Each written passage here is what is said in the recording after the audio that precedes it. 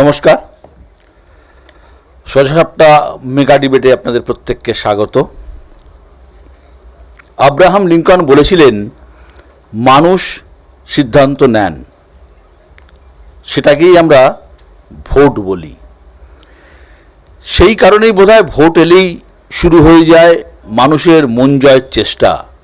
যার ঝাঁপিতে যা আছে তা নিয়েই ময়দানে ঝাঁপিয়ে পড়েন রাজনীতিকরা।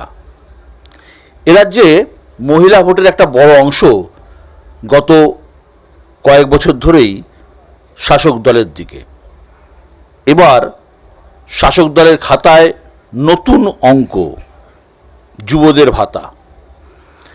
অন্যদিকে সিঙ্গুর, দুর্গাপুর এসব ছুঁয়ে দিনের শেষে বিজেপি সেই ধর্মং শরণং গচ্ছামি। ভোটের আগে রাজ্য জুড়ে পরিবর্তন রথযাত্রা।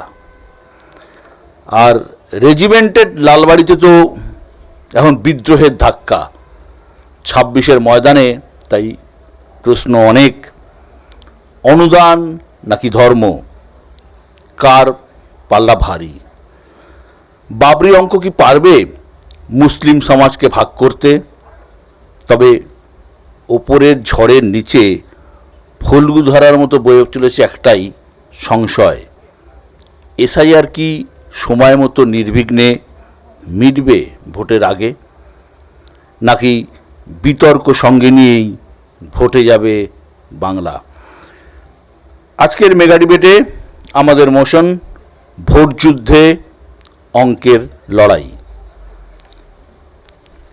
আবার বলছি, আজকের মোশন, ভোট যুদ্ধে অঙ্কের লড়াই। এ নিয়ে বলার জন্য আজকে আমাদের সঙ্গে যারা আছেন প্রত্যেকের সাথে পরিচয় করিয়ে দেব। প্রথমে যে বক্তা আজকে বক্তব্য রাখবেন, তৃণমূল কংগ্রেসের পক্ষে প্রদীপ্ত মুখোপাধ্যায়। আপনি শুরু করলেন আব্রাহাম লিঙ্কন দিয়ে, মানুষ কেন্দ্রিক চিন্তা দিয়ে, অর্থাৎ সিটিজেন সেন্ট্রিসিজম যে থট, সেই সিটিজেন সেন্ট্রিসিজম থট দিয়ে শেষ করলেন এসআইআর দিয়ে। এই দুটোর মধ্যে যখন একটা সম্পর্ক খোঁজার চেষ্টা হচ্ছে, তখন মনে পড়ছে যে গণতন্ত্রের যে চিন্তা চেতনা, of the people, for the people, by the people, সেখানে ইনক্লুসিভনেস এবং citizen participation is very important. সেই ইনক্লুসিভিটিটা আজকের দিনে দাঁড়িয়ে যখন এসআইআরের দিকে যাচ্ছি আমি, তখন মনে হচ্ছে একটা এক্সক্লুশন করার চেষ্টা হচ্ছে। যে এক্সক্লুশন শুধুমাত্র বাংলার জন্য একরকম পথ গ্রহণ করে, বাকি সব রাজ্যে আর এক রকম পথ গ্রহণ করে। অর্থাৎ যখন আমরা দেখতে পেয়েছি আপকি বার 200 পার কোনোভাবে করা যায়নি, তখন যেমন মানুষের অর্থনৈতিক সক্ষমতার পিছনে যে সবথেকে বড় রাস্তাটা, যেটাকে অনেকে অনুদান বলে একসময় ব্যঙ্গ করেছিলেন, বলেছিলেন মাটি খুঁড়ে দেখিয়ে দেবো, রেখে দেবো যে কংগ্রেস কিভাবে মাটি খুঁড়ে খুঁড়ে সব নষ্ট করেছিল। সেই 100 দিনের টাকা যখন আটকে রাখা হয়, সুপ্রিম কোর্ট বলার পরেও সেটা যখন দেওয়া হয় না, তখন অনুদানের প্রসঙ্গে মাথায় আসে যে মানুষকে সক্ষম করব কি করে।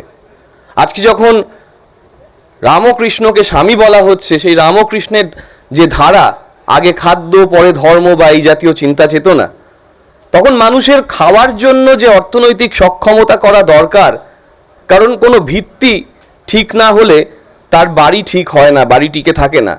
তেমনি মানুষের অর্থনৈতিক সক্ষমতার জন্য মমতা বন্দ্যোপাধ্যায় যখন একটা বাচ্চাকে স্কুলে পাঠানোর জন্য সমস্ত ব্যবস্থাপনা করছেন, স্কুলের ব্যাগ দেওয়া থেকে শুরু করে, জুতো দেওয়া থেকে শুরু করে, তার সমস্ত যে যাবতীয়, যাতে বিনা পয়সায় সে পড়াশোনা করতে পারে, ঠিক তেমনি কলেজে উঠলে তাকে নির্দিষ্টভাবে বিভিন্ন রকম স্কলারশিপের রাস্তায় পৌঁছে দেওয়া হচ্ছে, যাতে আজকে আমাদের এখান থেকে নির্দিষ্ট সংখ্যক আইএএস, আইপিএস বা WBCS অফিসাররা বিভিন্ন সরকারি প্রতিষ্ঠানের দ্বারা ট্রেনিং প্রাপ্ত হয়ে সরকারি কাজ করছেন। আবার যারা স্কিল ডেভেলপমেন্টের কাজ করেন, পশ্চিমবঙ্গ স্কিল ডেভেলপমেন্টে সব থেকে এগিয়ে, সেখান থেকে সব থেকে বেশি রিক্রুটমেন্ট পাচ্ছে।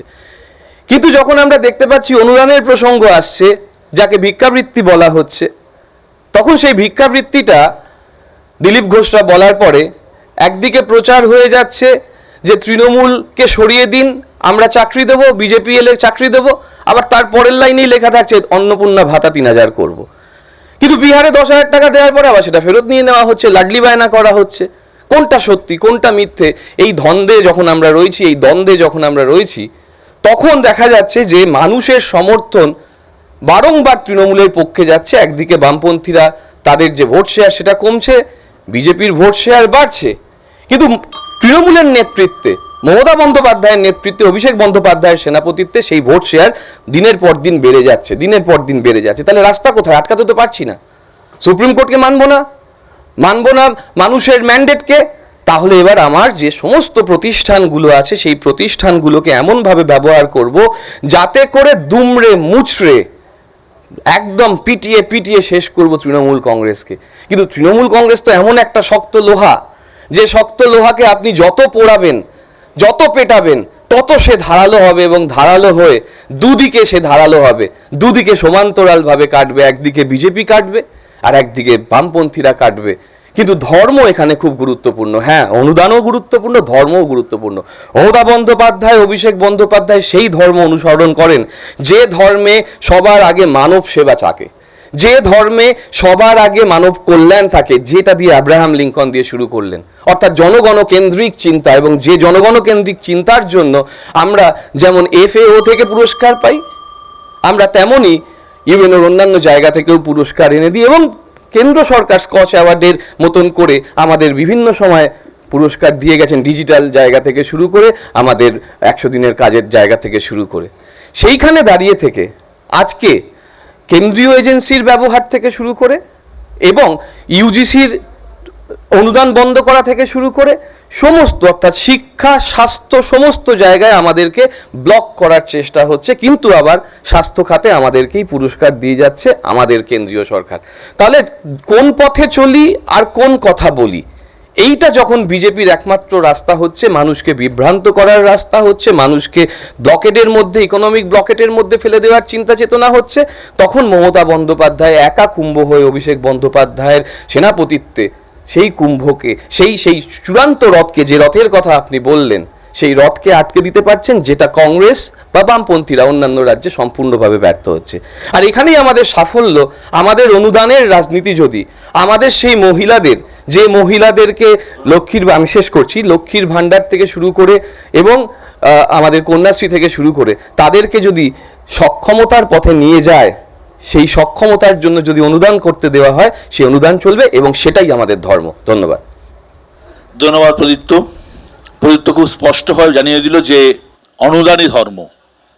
পরের বক্তা বিজেপির পক্ষে শতরূপা। আপনাদের আজকে টপিকটা খুব সুন্দর। আপনি যদিও এক লাইনে বললেন, আমি একটু ডিটেলসে না গেলে বোধহয় আজকের কথোপকথনের রসটা পুরো অনুভব করা যাবে না। বিশুদা শুধু বললেন যে ভোট যুদ্ধে অঙ্কের লড়াই, কিন্তু আমাদের কাছে যেটা এসছে, প্রত্যেকের কাছে এসছে, ভোট ঘোষণার আগেই রাজ্যে নামছে বাহিনী। সেটা তো সাধারণত হয়েই থাকে যে কোনো রাজ্যে, স্পেশালি পশ্চিমবঙ্গের মতন রাজ্য যেখানে সবসময় সবাই সবাইকে মেরে ফেলছে, পিটিয়ে ফেলছে। আবার প্রদীপ্ত এতদিন একটু আগে বিশাল বড় বড় কথা বলে গেল, আমরা নাকি পেটাচ্ছি, মানে পোস্টপোল ভায়োলেন্স আগের 5 বছর আগে ভুলে গেছে। 75 জন লোককে মার্ডার করেছিল, এবং অসংখ্য লোক বিশ্বদা আজও রাজ্যের বাইরে আছে, তারা এখনও ঘরে ফিরতে পারেনি। সেজন্য বাহিনী তো আসবেই। বাহিনী বোধহয় সারা বছর এখানে থাকলে ভালো হতো। সম্মুখে সমরে মমতা জ্ঞানেশ, নির্বিঘ্নে মিটবে SIR কাহিনী। SIR তো আমরাও ফিল আপ করেছি, আপনিও নিশ্চয়ই ফিল আপ করেছেন, যারা এর পরে বলবে তারাও ফিল আপ করেছে। সেজন্য এটার উত্তর ইলেকশন কমিশন দেবে। এবং আমি এইটুকু বলতে পারি যে আমাদের ভারতীয় জনতা পার্টির যে কোনো কনস্টিটিউশনাল বডি, যে কোনো এজেন্সির ওপর, যেটা যে সেন্ট্রাল এজেন্সির ওপর অগাধ বিশ্বাস আছে, এবং আমরা মনে করি যে এত বাধা বিপত্তি থাকা সত্ত্বেও SIR তো কমপ্লিট হবে। তবে এটা সঠিক উত্তর ইলেকশন কমিশন দিতে পারবে। ভোটের আগেই যুবদের ভাতা, মানে বিশ্বদা এটা আপনাকেও স্বীকার করে নিতে হলো। যুবদের ভাতা, শাসকের খাতায় নতুন অঙ্ক। আজকে আমাদের যিনি শাসক, আমি সবসময় বলি উনি অ্যাস্টিউট পলিটিশিয়ান, উনি মাটির গন্ধ পান। বৃষ্টি নাবার আগে যেরকম মাটির একটা গন্ধ সাধারণ মানুষ পেয়ে থাকে, মুখ্যমন্ত্রী মমতা ব্যানার্জি পেয়ে থাকেন, উনি জানেন যে এইবার হার টাইম ইজ আপ। এবার কীভাবে যুবদের 1500 টাকার লোভে তাদের এদিকে আনা যায়, কারণ উনি জানেন উনি এই একটা স্টেপ করে এন্টায়ার পশ্চিমবঙ্গ মানুষ তথা সারা ভারতবর্ষের লোককে একটা ডাইরেক্ট মেসেজ দিয়ে দিলেন যে উনি ডাহা ফেল করেছেন, উনি ইন্ডাস্ট্রি আনতে পারেননি, উনি এমপ্লয়মেন্ট জেনারেশন করতে পারেননি। ওনার নিজের কথায় উনি বড় বড় কথা বলেছিলেন, আমার মনে হয় যতদূর সম্ভব নেতাজি ইন্ডোর স্টেডিয়াম থেকে এবং একটা পাবলিক ফোরাম থেকে। ওনার নাকি plan A ready, B ready, C ready, E ready, ওনার নাকি 40,000 চাকরি রেডি, অথচ এখন বেকার ভাতা। ঠিক আছে, আমরা আমাদের কথা বলছি, ভাতা মোকাবেলায় ভাতাই অস্ত্র নাকি ধর্ম স্মরণে নিশ্চিন্তে পদ্ম শিবির থেকে ডেফিনেটলি আমি একটু আগেই একজনকে বলছিলাম যে ধর্ম তো আমাদের মধ্যে আছে, আমাদের অন্তরে আছে, সেজন্য বাইরে গিয়ে আমাদের ধর্ম অবলম্বন করারও দরকার নেই বা সেটা দেখনদারি করারও দরকার নেই। আমি এবার আসি আমার মূল বক্তব্যে। বিশুদ্ধ এব্রাহিম লিঙ্কনের কথা বললেন। এব্রাহিম লিঙ্কন নিয়ে এত বড় একজন লিডার আমেরিকার, সেটার সঙ্গে যদি আমি তুলনা করি আজকে ওয়ার্ল্ডস গ্রেটেস্ট লিডার বিশ্ববরেণ্য নরেন্দ্র দামোদর দাস মোদী, ভারতীয় জনতা পার্টির তরফ থেকে যে কটা কেন্দ্রীয় প্রকল্প শুরু করেছে গত 12 বছরে, একটাও কি এখানে পশ্চিমবঙ্গে লাগু করতে পেরেছে? কেন পারেনি? এটা একবারও ভেবেছেন কেন পারেনি? তাহলে কি এখানে ইনসিকিউরিটি, তাহলে কি ওনার এখানে ইনফিরিয়রিটি কমপ্লেক্স, যে উনি মনে করছেন যে যদি এই কেন্দ্রীয় প্রকল্পগুলো শুরু হয় আজকে সমাজের প্রত্যেকটা মানুষের জন্য মাননীয় প্রধানমন্ত্রী ভাবেন, বড় বড় কথা বলে গেল প্রদীপ্ত তৃণমূলের তরফ থেকে যে বাচ্চা থেকে একেবারে মৃত মানে যে যিনি মারা যাচ্ছেন ততদিন অবধি নাকি মুখ্যমন্ত্রী এত কথা ভেবে রেখেছে। তো এতই যদি উনি ভাবতেন তাহলে শুধুই ভাতায় কেন থেমে গেলেন? কেন অন্যগুলো হলো না? কেন আজও মহিলা মুখ্যমন্ত্রী থাকা সত্ত্বেও মহিলারা এখানে সুরক্ষিত নয়? আমি একটা কথা এখানে বলি, প্রায় 20,000 এখানে মানে অন কন্ট্রাক্ট লেবাররা আছেন এবং যেহেতু তাদের কন্ট্রাক্টটা রাজ্য সরকারের সঙ্গে, বা আমি জানি না যদি তৃণমূলের সঙ্গে হয় তাহলে মুশকিল আছে, কিন্তু সরকারের সঙ্গে যদি হয়ে থাকে তাহলে কিন্তু ভারতীয় জনতা পার্টির তরফ থেকে রিসেন্টলি পাস্ট লেবার লজের মধ্যে তাদের জন্য আরও সুসংবাদ আসতে চলেছে। ভারতীয় জনতা পার্টি আর 56 দিন পরে আমরা সরকারে আসছি, এ নিয়ে কোনো দ্বিমত নেই, এবং যখন আসছি 56 দিন পরে আমরা প্রথম কাজ যেটা করতে চলেছি সেটা হচ্ছে ডিপলিটিসাইজেশন অফ পুলিশ। মানে আইনটাকে যেভাবে মাননীয় মুখ্যমন্ত্রী, আমার মাননীয়া বলতে একটু আজকাল দ্বিধাবোধ হয়, মুখ্যমন্ত্রী যেরকমভাবে দায়িত্ব নিয়ে পুলিশ মন্ত্রী থাকাকালীন পুলিশের শিরদাঁড়া একেবারে ভেঙে গুড়িয়ে দিয়েছে, সেই শিরদাঁড়া আমরা রিস্টোর করব এবং পুলিশকে পুলিশের মতন কাজ করতে দেবো, এবং তার জন্য আইন এবং পুরো ল অ্যান্ড অর্ডার স্ট্রেটেন আউট করার সুযোগ আমরা পুলিশকে করে দেবো। নেক্সট স্টেপ, এমপ্লয়মেন্ট জেনারেশনের জন্য আমরা ইন্ডাস্ট্রি ডাকবো এবং আমাদের ল্যান্ড ব্যাংক থাকবে, আমাদের একদম স্পেসিফিক্যালি জোন অনুযায়ী ইন্ডাস্ট্রি নিড অনুযায়ী ল অ্যান্ড অর্ডার যে মুহূর্তে সুস্থ হয়ে যাবে ইন্ডাস্ট্রি আপনি আসবে। ইন্ডাস্ট্রি তো এখন আসতে ভয় পায়, আরে একটা আপনি শেড তৈরি করতে পারবেন না যেখানে তৃণমূলেরই এমএলএ বা কাউন্সিলর বোধহয় মালদায়, সেই শেডের মধ্যে ঢুকেও তিনি সুরক্ষা পাননি, তাকে সেখানে কুপিয়ে মারা হয়েছিল। তো এই তো সুরক্ষার নমুনা, তো সেখানে মুখ্যমন্ত্রী ভাতা দেবেন না তো আর কি করবেন? আরেকটা কথা বলি, আমি জাস্ট এবারে শেষ করে দেবো। আমাদের মাননীয় রাজ্য সভাপতি বলেছেন যে আপনি যে কটা আজকে বিশদা পয়েন্ট করলেন যে বাহিনী থামিয়ে দাও, আনবার দরকার নেই, সেন্ট্রাল এজেন্সির ঘর বাড়িতে তালা লাগিয়ে দাও, দরকার নেই, ইলেকশন কমিশনকে বলুন শুধু সেফলি অ্যান্ড সিকিউরলি ভোটটা শুধু করতে, এসআইআর বন্ধ হয়ে যাক, সব বন্ধ করে দাও, তাও 56 দিন পর ভারতীয় জনতা পার্টি সরকার গড়তে চলেছে পশ্চিমবঙ্গের মানুষের জন্য সত্যি নতুন পরিবর্তন, নতুন সূর্য উদয় হলো বলে। ধন্যবাদ শতরূপা। হ্যাঁ, শতরূপা অনেক সময় নিয়েছে, ঠিক আছে, ভালোই বলেছে। 56 দিনের অঙ্ক কোত্থেকে আসছে আমি সত্যি জানি না, তার কারণ ভোট এখনো ঘোষণা হয়নি। হ্যাঁ, আজকে থেকে 56 দিন পরে কি কি হতে চলেছে একদম 56 দিন গুনে নিচ্ছি। 56 দিনের অঙ্ক শতরূপা বলে গেল, নিশ্চয়ই আমরা 56 দিনের দিকে লক্ষ্য রাখবো। 356 নয় তো, 56 ইঞ্চিও আছে কিন্তু। পরের বক্তা সিপিআইএমের পক্ষে কৌস্তব চট্টোপাধ্যায়। ভোট ঘোষণার আগেই রাজ্যে নামছে বাহিনী, ভালো। হাজারদুয়ারি ঘুরতে যাবে না তো আগের ভোটের মতো। 2016 সালে পোস্ট পোল ভায়োলেন্সে আমাদের কর্মীরা আক্রান্ত হয়েছে, বাস্তব। কংগ্রেসের কর্মীরা আক্রান্ত হয়েছে, বাস্তব। 2021 সালে বিজেপির কর্মীরা খুন হয়েছে আমাদের রাজ্যে পোস্ট পোল ভায়োলেন্সে, বাস্তব। 2021 সালের নির্বাচনের আগে অমিত শাহ দলিতদের বাড়িতে এসে খাবার খেয়েছিলেন ক্যামেরা নিয়ে গিয়ে। আর পোস্ট পোল ভায়োলেন্সের পর সেই অমিত শাহ সৌরভ গাঙ্গুলির বাড়িতে খাবার খেয়ে চলে গেছেন। আমরা সিপিআইএম এসআইআর এর বিরুদ্ধে, তার কারণ আমরা মনে করি এসআরইআর করেই সমস্যার সমাধান করা যেত। Summary revision of the electoral role প্রতি বছর যা হয় তাতে ডেড ভোটারের নাম বাদ দেওয়া যেত, শিফটেড ভোটারের নাম বাদ দেওয়া যেত, নোটিয়াস ভোটারের নাম বাদ দেওয়া যেত। 8 কোটি টাকা খরচা হয়েছে গত বছর এসআইআর করে আমাদের রাজ্যের বিরোধী দলনেতা তিনি বলেছিলেন 1 কোটি রোহিঙ্গার নাম বাদ যাবে। নাম বাদ গেছে কার? দাস, বিশ্বাস, মতুয়াদের। কজন অনুপ্রবেশকারী ধরা পড়লো? বলছে অনুপ্রবেশহীন পশ্চিমবাংলা তৈরি করব। কে বলছে? কেন্দ্রীয় সরকারের দায়িত্বে যারা, বিএসএফ এর দায়িত্বে যারা, তারা বলছে অনুপ্রবেশহীন পশ্চিমবাংলা তৈরি করব। নির্বাচন কমিশন পেপার টাইগার, কাগজে বাঘ। এসআইআর হয়ে গেল, তারপর নির্বাচন কমিশন নেমেছে এফআইআর করতে, খুচরো এফআইআর করছে। মুখ্যমন্ত্রীও, নির্বাচন হয়ে গেল, এসআইআর হয়ে গেল, প্রক্রিয়া হয়ে গেল, তারপর উনি নেমেছেন কি কোর্টে চলে যাচ্ছেন, এটা করছেন সেটা করছেন, প্রক্রিয়া ওভার। দিদি এখানে বিজেপির দিদি বললেন 56 দিন বাদে বিজেপির সরকার হবে।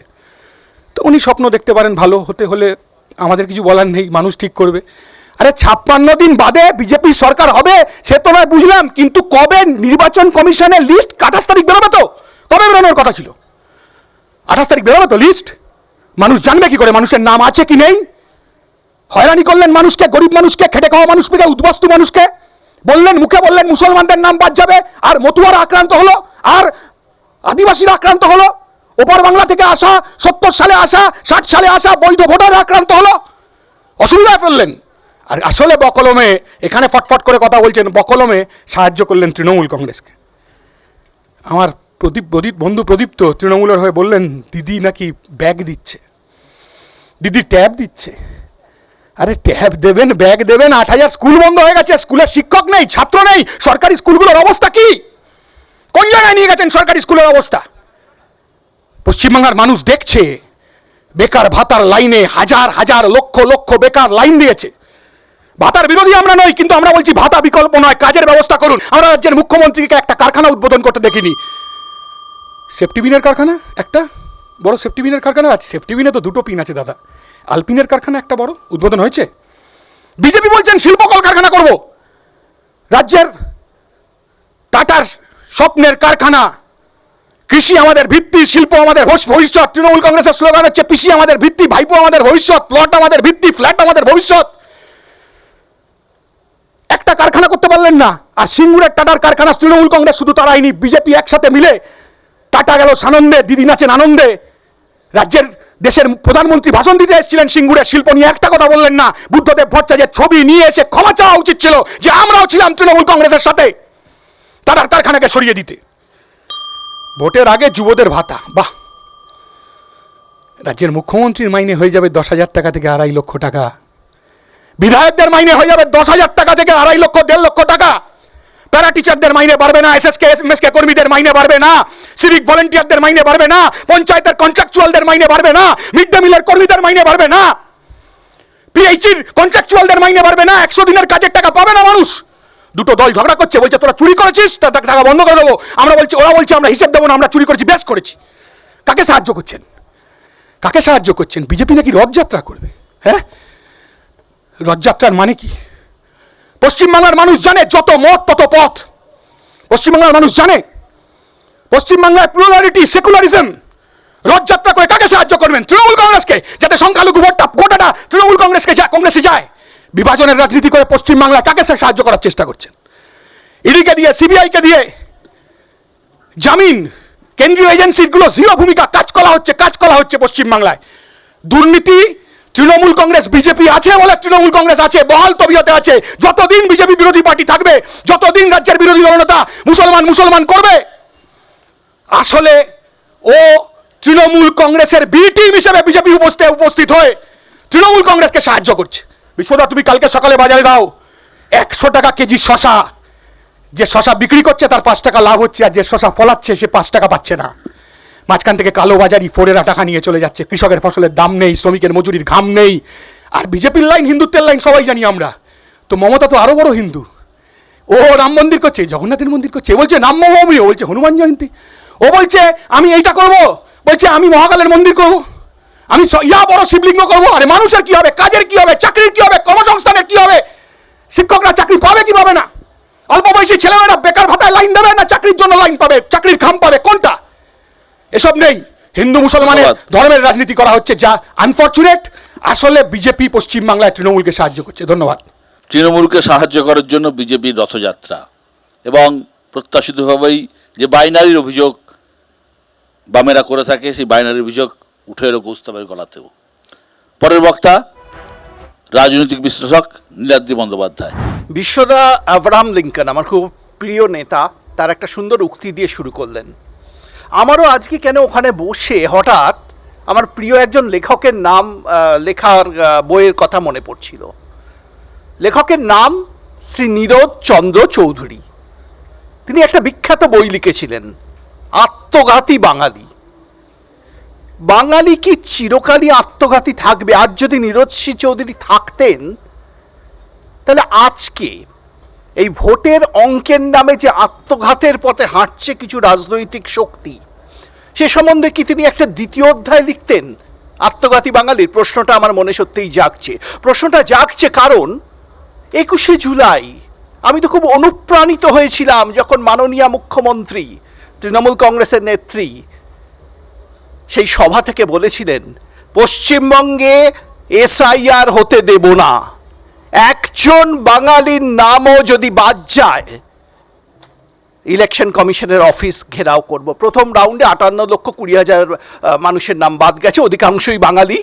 পরবর্তীকালে মুখ্যমন্ত্রী বলছেন রাষ্ট্রপতি শাসন হতে পারত, একটু সবাই বলেছেন সেই রাষ্ট্রপতি শাসন এড়াতে, এসআইআর করতে না দিলে রাষ্ট্রপতি শাসন এড়াতেই আমি এসআইআরে সম্মত হয়েছি, কিন্তু আমি আপনাদের জন্য লড়াই করবো। সেই লড়াই আমরা দেখেছি কিভাবে উনি কোর্টে গিয়ে লড়াই করছেন। স্যালুট জানাচ্ছি ওর লড়াইয়ের স্পিরিটকে, উনি তো লড়াকু নেত্রী নিশ্চয়ই, সে নিয়ে কোনো প্রশ্ন নেই। কিন্তু আমরা এই নিউজ 18 বাংলায় সোজা সাপটাই কত আলোচনা করেছি বিশ্বদা, এই এসআইআর হওয়ার ফলে তৃণমূলের সুবিধা হয়ে গেল, কারণ ভোটারদের হয়রানি হচ্ছে, ভোটারদের হয়রানি হলে তৃণমূলের সুবিধা হয়ে যাবে। আর আমি এই সোজা সাপটার শোতেই একদিন প্রশ্ন রেখেছিলাম, আমি একটা জিনিসই বুঝতে পারি না, তৃণমূলের সুবিধা হয়ে যাবে এসআইআর হলে, তৃণমূল এসআইআর এর বিরোধিতা করছে, বিরোধীদের অসুবিধা হবে, বিরোধীরা এসআইআরকে সমর্থন করছে। অবশ্য বাম কংগ্রেসকে আমি বিরোধী এখানে ধরছি না, মানে বিরোধী, প্রকৃত বিরোধী যারা, তারা এসআইআরকে সমর্থন করছে। এটা আবার কীরকম ব্যাপার? কিন্তু মাননীয় মুখ্যমন্ত্রী বললেন, বাংলায় সর্বাধিক প্রচারিত একটি সংবাদপত্রের প্রথম পাতার খবর, মুখ্যমন্ত্রী বলেছেন যদি আপনার থেকে 20 টাকা নিয়ে নেয় আপনি টিউশন করে সেই ঘাটতি পূরণ করে দেবেন এসআইআর এর পরিপ্রেক্ষিতে। অর্থাৎ উনি স্বীকার করলেন এসআইআর এ তৃণমূলের ক্ষতি হবে, আপনার থেকে 20 টাকা নিয়ে নেয়। তার পরবর্তী স্টেটমেন্টটা সম্ভবত ছিল বিজেপির অনেক ভোটার আমাদের ভোট দেবে। এবার বিজেপির ভোটার কীভাবে ভোট দেবে? অর্থাৎ মুখ্যমন্ত্রী যে ন্যারেটিভটা আমরা আলোচনা করছিলাম সেই ন্যারেটিভটাকে সরে গিয়ে স্বীকার করে দিলেন এসআইআরের জন্য তৃণমূলের ভোট কমতে চলছে। 20 টাকাটা যদি 200 টাকা হয়, 200টা যদি 2000 হয়, তাহলে কি টিউশন করে সেই ঘাটতি পূরণ করা যাবে? প্রশ্নটা থেকেই যায়। এবার বিজেপির ভোট নিতে হবে, কিভাবে নেবেন? প্রথমে হলো লক্ষ্মীর ভাণ্ডার। লক্ষ্মীর ভাণ্ডার তো একটা খুব জনপ্রিয় প্রকল্প, একটা ঐতিহাসিক প্রকল্প, অন্য রাজ্যে বিজেপি এই স্কিমটাকে রেপ্লিকেট করেছে বলে আমরা বিশ্বাস এবং কাজ করেছে সেটা। হঠাৎ করে নির্বাচনের আগে লক্ষ্মীর ভাণ্ডারের বরাদ্দ 1000 থেকে 1500 করে দেওয়া হলো। এখন টাকার লড়াইয়ে সর্বভারতীয় দল ভারতীয় জনতা পার্টির সাথে লড়াই করাটা বোধহয় একটু মুশকিল। বিরোধী দলের এটা সঙ্গে সঙ্গে বললেন 1500 যদি তৃণমূল দেয় আমরা 3000 দেবো ক্ষমতায় এলে। এখন একজন ভোটারের অবস্থা ভাবুন, তার মাথায় কি অঙ্ক কাজ করে? একজন এলে আমি 2000 পাবো, আরেকজন এলে আমি 3000 পাবো। তারপর দেখুন এই বেকার ভাতা, পশ্চিমবঙ্গে প্রচুর, মানে ডবল চাকরি হবে মুখ্যমন্ত্রী বলেছিলেন, বেকার ভাতা ঘোষণা করলেন, খুব ভালো বিজেপির ভোটটা পেতে। অথচ বেকার ভাতার ঘোষণা করার পর যে লাখো লাখো লোক রাস্তায় দাঁড়িয়ে গেল, প্রশ্ন তুলে দিল না যে লাখো লাখো চাকরি কোথায় গেল? আর সবচেয়ে শেষ মুখ্যমন্ত্রী তো সেকুলার নেত্রী, অথচ আমরা দেখলাম মানুষের ট্যাক্সের টাকায় দীঘায় জগন্নাথ মন্দির তৈরি হলো, মানুষের ট্যাক্সের টাকায় কলকাতায় দুর্গাঙ্গন তৈরি হবে, মানুষের ট্যাক্সের টাকায় শিলিগুড়িতে শিব মন্দির তৈরি হবে, অথচ তৃণমূলী একজন নেতা যখন বাবরি মসজিদ তৈরি করার কথা বলছেন তার বিরোধিতা করছেন মুখ্যমন্ত্রী। মুসলমান ভোটটা তৃণমূল থেকে সরে যাবে না তো? বিশেষ করে যখন মুখ্যমন্ত্রী স্বয়ং হুমায়ুন কবিরকে সরিয়ে দিয়েছেন, কাল যদি মুসলমান ভোটটা ভাগ হয়ে যায় ক্ষতিটা কার হবে? এটা কি আত্মঘাত? আর হিন্দুত্বের কথা যদি বলি, হিন্দুত্ব মানে তো শুধু মন্দির তৈরি করা নয়, হিন্দুত্ব মানে অবৈধ অনুপ্রবেশকারীদের পশ্চিমবঙ্গে প্রবেশেরও বিরোধিতা করা। তৃণমূল কংগ্রেসের ভোট ব্যাংক আবার এই অবৈধ অনুপ্রবেশকারীরা নিন্দুকেরা বলে থাকে। তাহলে মুখ্যমন্ত্রী কি সেই হিন্দুত্বের পথটা পুরোটা হাঁটতে পারবেন? হিন্দুত্বের পথে হাঁটাটা, আমি সিপিএমের বন্ধুর সাথে অনেক ক্ষেত্রে একমত হই না, এক্ষেত্রে একমত, অনেকটা বিজেপিকে কি সুবিধে করে দিচ্ছে, তৃণমূলকে বিজেপির আসার রাস্তা প্রশস্ত করে দিচ্ছে, সেই জন্য শতর উপর এত কনফিডেন্ট। আমরা তো আসছি, কারণ তৃণমূল তো আত্মঘাতের পথে হাঁটছে। হয়তো কোনো প্রয়োজন ছিল না, 2002-এও এসআইআর হয়েছিল, বামফ্রন্ট তো 35টা আসন 42-এর মধ্যে পেয়েছিল। 2006 সালে বুদ্ধদেব বাবুর সেই ঐতিহাসিক উক্তি, আমরা 235 তোমরা 35, এসআইআর-এর পরই হয়েছে। এই আত্মঘাতের পথটা কি বিজেপির পথ প্রশস্ত করে দেওয়ার জন্য? সেটা কেন? এটা নিয়ে ভবিষ্যতে একটা গবেষণা হতে পারে, এটা নিয়ে ভবিষ্যতে একটা সোজা সাপটা হতে পারে। ধন্যবাদ। কি হবে আর কি হবে না তা তো আমরা 56 দিন পরেই বুঝতে পারবো। পরের বক্তা কংগ্রেসের চন্দন ঘোষ চৌধুরী। প্রশ্নটা শুরু করতেই হবে সেই আব্রাহাম লিঙ্কনকে দিয়ে, যিনি বলেছিলেন democracy is by ballot not by bullet. আমরা এমন একটি জায়গায় দাঁড়িয়ে আছি যেখানে একটি দল 56 দিনের মধ্যে ক্ষমতায় চলে আসছে, যেখানে এমন একটা ডেমোক্রেসি যেখানে বলা হয় you cannot predict in a true democracy a future prime minister. Interesting fact হচ্ছে এখানে 56 দিন আমার মনে পড়ে যায় 56 ইঞ্চের সাথে কোথায় জানি একটা মিল আছে, এবং সেই মিলের ধীরে ধীরে ক্ষয় আছে। অর্থাৎ 2014-এর আগে যে 56 দেখেছিলাম, ক্ষয়িষ্ণুতার একটা অবয়ব দেখতে পাচ্ছি যখন ট্রাম্প দিনের পর দিন হুমকি দিচ্ছেন রেসিপ্রোকাল ট্যাক্সকে সামনে গেড়ে। ভারতবর্ষের ভূমিকা আমি নতুনভাবে বললাম না, ভারতবর্ষের প্রধানমন্ত্রীকে আমি সমালোচনা করছি না, আমি বিজেপির নেতাকেও সমালোচনা করছি না, আমি শুধু 56 ইঞ্চি শব্দটা যখন আসে এবং কোনো প্রবক্তা এখানে এই মঞ্চে দাঁড়িয়ে শত সহস্র লক্ষাধিক মানুষের সামনে বলে যান 56 দিন আমরা ক্ষমতায় ফিরে আসছি বা ক্ষমতায় আসছি, প্রসঙ্গটা আরেকটু বৃহতে যদি যাই তাহলে দেখতে পাবো আমি যা দিয়ে শুরু করেছিলাম, just by the ballot not by the bullet. আমরা এমন একটি দলকে এখানে রাজত্ব করতে দেখেছি, শাসন করতে দেখেছি, যাদের কর্মীরা গত পঞ্চায়েত নির্বাচনে তাদের নিজের দলের কর্মী সহ প্রথম খুন আমাদের দলের হন, 60 জন খুন হয়ে যান, এবং সেখানে আমরা দেখেছি ওই ব্যালেট চিবিয়ে খেতে। এবং ওই আব্রাহাম লিঙ্কনের কথাই মনে পড়ে, ওই ব্যালেট চিবিয়ে যারা খান তারা বুলেটের থেকেও ভয়ঙ্কর এবং গণতন্ত্রের প্রতিষ্ঠার বিরোধী। আসলে আমরা আছি মধ্যবর্তী অঞ্চলে, আমরা যেখানে বলি কোনো গিমিক না, একেবারে সোজা মানুষের স্বার্থে কি প্রয়োজন। আচ্ছা, প্রশ্নটা যদি আমি সরাসরি করি, আমাদের কাছে ব্লুপ্রিন্ট আছে কেন্দ্র এবং রাজ্যে, 2014 থেকে কেন্দ্রের সরকার, 2011 থেকে রাজ্যের সরকার, কেউ 12 বছর, কেউ 15 বছর, ইন্ডাস্ট্রিয়াল ব্লুপ্রিন্ট। আমি একজন ম্যানেজমেন্ট কেডার হিসেবে আমি বারবার এটা অ্যানালিসিস করে দেখেছি, ক্রেডিটেবিলিটি বা বিশ্বাসযোগ্যতা কিভাবে ভোটের মুখে ট্রান্সফার হয়ে যায় শুধু গিমিক পলিটিক্স, আর সেই পলিটিক্সে ভাতা যুক্ত হয়ে যায়। আপনারা সকলেই জানেন এমপ্লয়মেন্ট রেশিওতে এই মুহূর্তে 48 ইয়ার্সে সারা ভারতবর্ষের সর্ববৃহত্তম ফিগার। গতকাল 4.8% থেকে বেকারিত্বের পরিমাণ বেড়ে 5% হয়েছে। আমরা কখনো এটা বুঝবার চেষ্টা করি না 56 দিন পর ক্ষমতায় আসার সারা ভারতবর্ষের পরিপ্রেক্ষিতে সেই দলের রাজনৈতিক, অর্থনৈতিক এবং বৌদ্ধিক ভিত্তিটা কি। একটা কারণ তো থাকবে মানুষকে বোঝবার জন্য, মানুষকে বোঝাবার জন্য।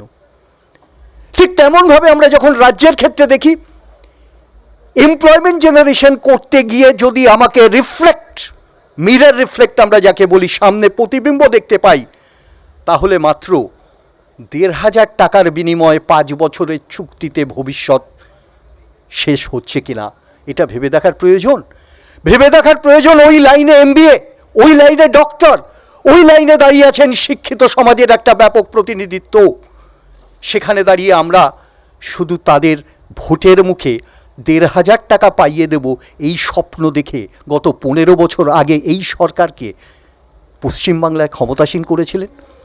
আপনারা একটা কথা মাথায় রাখুন, আমরা অনেক শুনেছি প্রথম 30 বছরের কথা মনে করুন। পশ্চিমবাংলায় যেদিকে চান, যেভাবে চান, যে দৃষ্টিতেই দেখুন, দেখবেন ওই বিধানচন্দ্র রায়। সেইভাবেই দেখবেন বিভিন্ন কৃষ্টি, বিভিন্ন সাফল্য, শুধুমাত্র শিক্ষাক্ষেত্রে নয়, শুধুমাত্র শিল্পক্ষেত্রে নয়, এই সাফল্য সর্বত্র ছড়িয়ে বাঙালি সমাজের এক শেকড় তৈরি করেছিল। এবং সেটা ভোট রাজনীতির জন্য নয়, সেটা মানবিক এবং কংগ্রেসি দৃষ্টিভঙ্গিতে দাঁড়িয়ে মানব সেবার জন্য, এটাও সকলে জানেন। আসলে গিমিক পলিটিক্সের সাজেশন যারা দেন তারা গ্যাগ ইকোনমির পক্ষে, গিগ ইকোনমির পক্ষে। আমি গ্যাগ ইকোনমি এই কারণে বলি, গলায় রুমাল বেঁধে চেপে ধরা কণ্ঠরোধ, সেই ইকোনমির পক্ষে। আপনারা এই হিসেবটা দেখেছেন? আজকে গিগ ইকোনমিতে সারা ভারতবর্ষের পরিসংখ্যানটা কত? আপনারা এটা দেখেছেন পশ্চিমবাংলায় গিগ ইকোনমি আনঅর্গানাইজ সেক্টরের এই পরিমাণটা কত? আমরা এগুলো দেখিনি, কারণ সামাজিক সুরক্ষার থেকেও অনেক বেশি ভাতা দিয়ে শুধুমাত্র ভোটের রাজনীতি করব। আমি আবারও বলি, ব্যালেটে ভোট চিবিয়ে খাওয়ার জন্য না। আর চিবিয়ে যখন ব্যালেটের ভোট খায় তখন ওটা ব্যালেট থাকে না, বুলেট হয়ে যায়। আর সেই বুলেটের একটা দিক হলো 56 দিন পর ক্ষমতায় আসা। সবাই 17/56 ধরে নিয়েছে, সবাই 17/56কে ধরে নিয়েছে।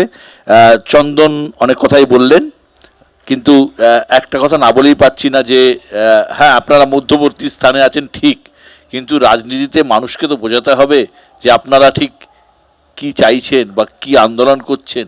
সেই জায়গায় মনে হয় আপনাদের দিক থেকে রাজ্যের ক্ষেত্রে কিছুটা খামতি আছে।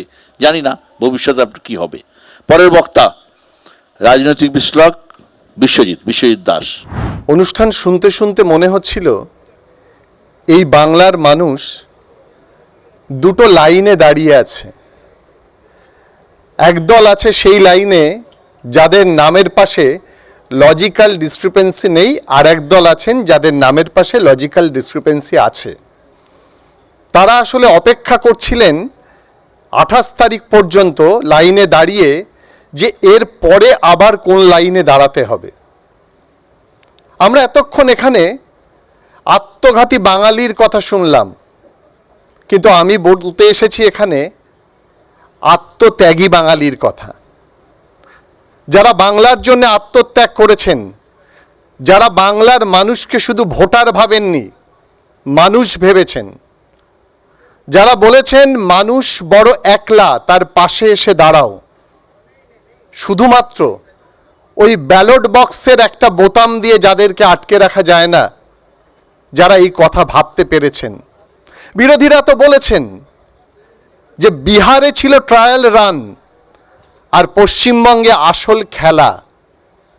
এই খেলা কিন্তু আমরা দেখতে পেয়েছি যেদিন থেকে এসআইআর শুরু হয়েছে। সেই খেলার আমরা শেষ জানি না, এখনো অমীমাংসিত খেলা, অপেক্ষা করতে হবে।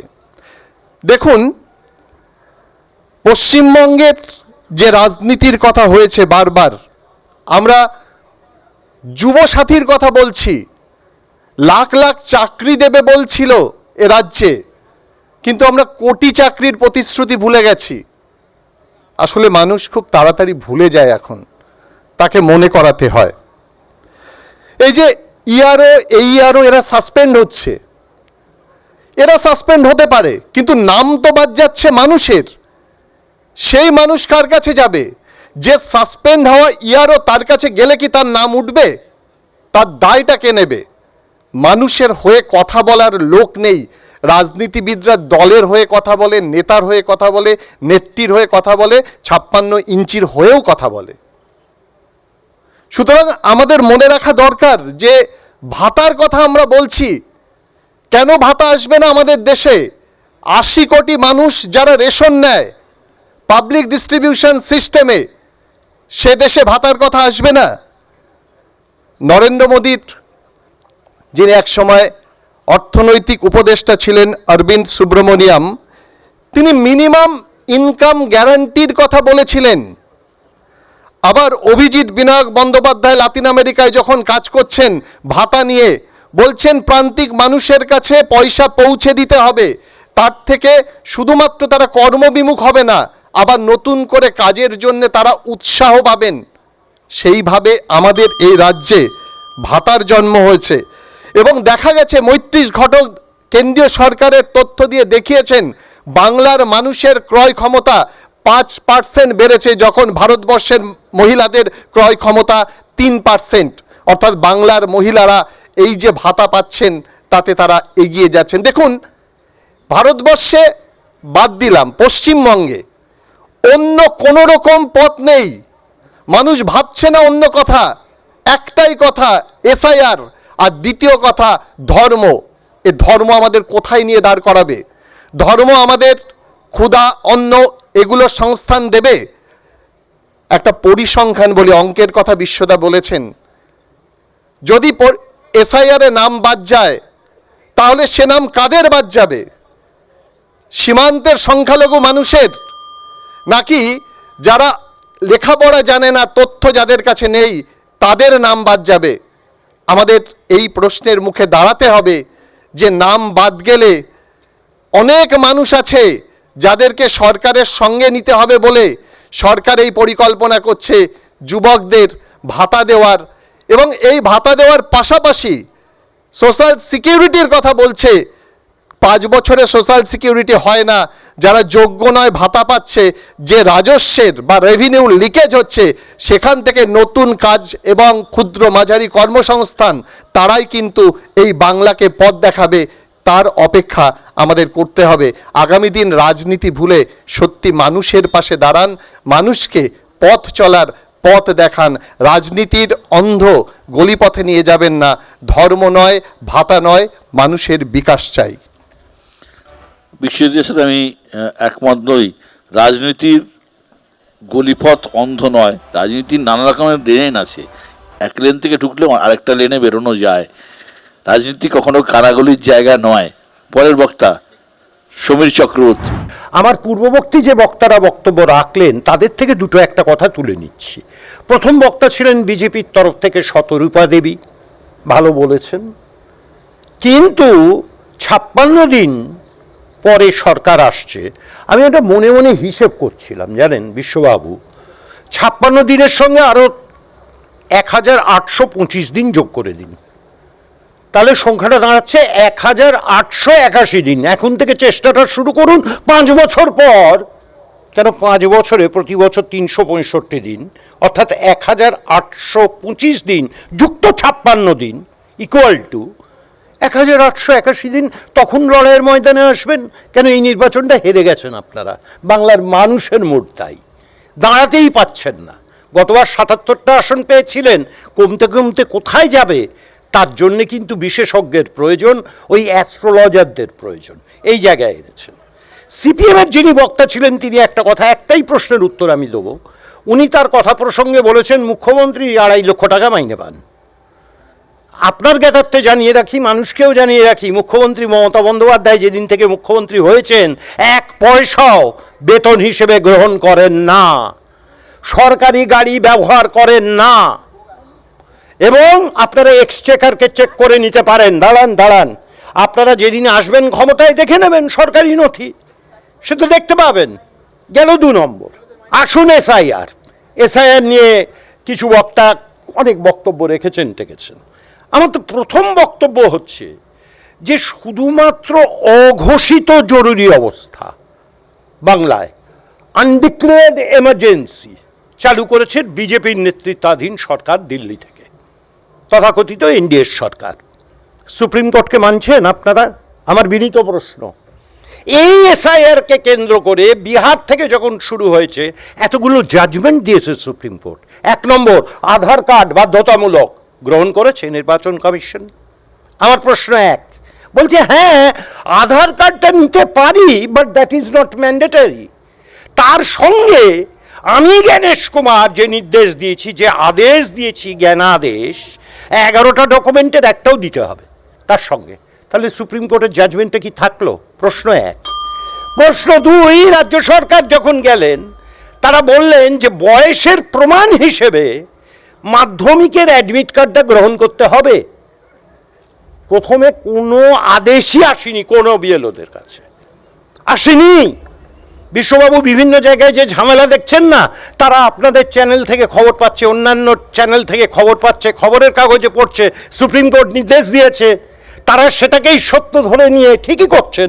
তারা যখন পৌঁছচ্ছেন ওই যে লজিক্যাল ডিসক্রিপিয়েন্সি না কি যেন একটা, 1,36,00,000 মানুষকে দাঁড় করিয়েছেন লাইনে, তারা যখন সেই ডকুমেন্টগুলো নিয়ে পৌঁছচ্ছেন, তারা বলছেন জ্ঞানাদেশের আদেশ আসেনি, গ্রহণ করা যাবে না। তার মানেটা কি?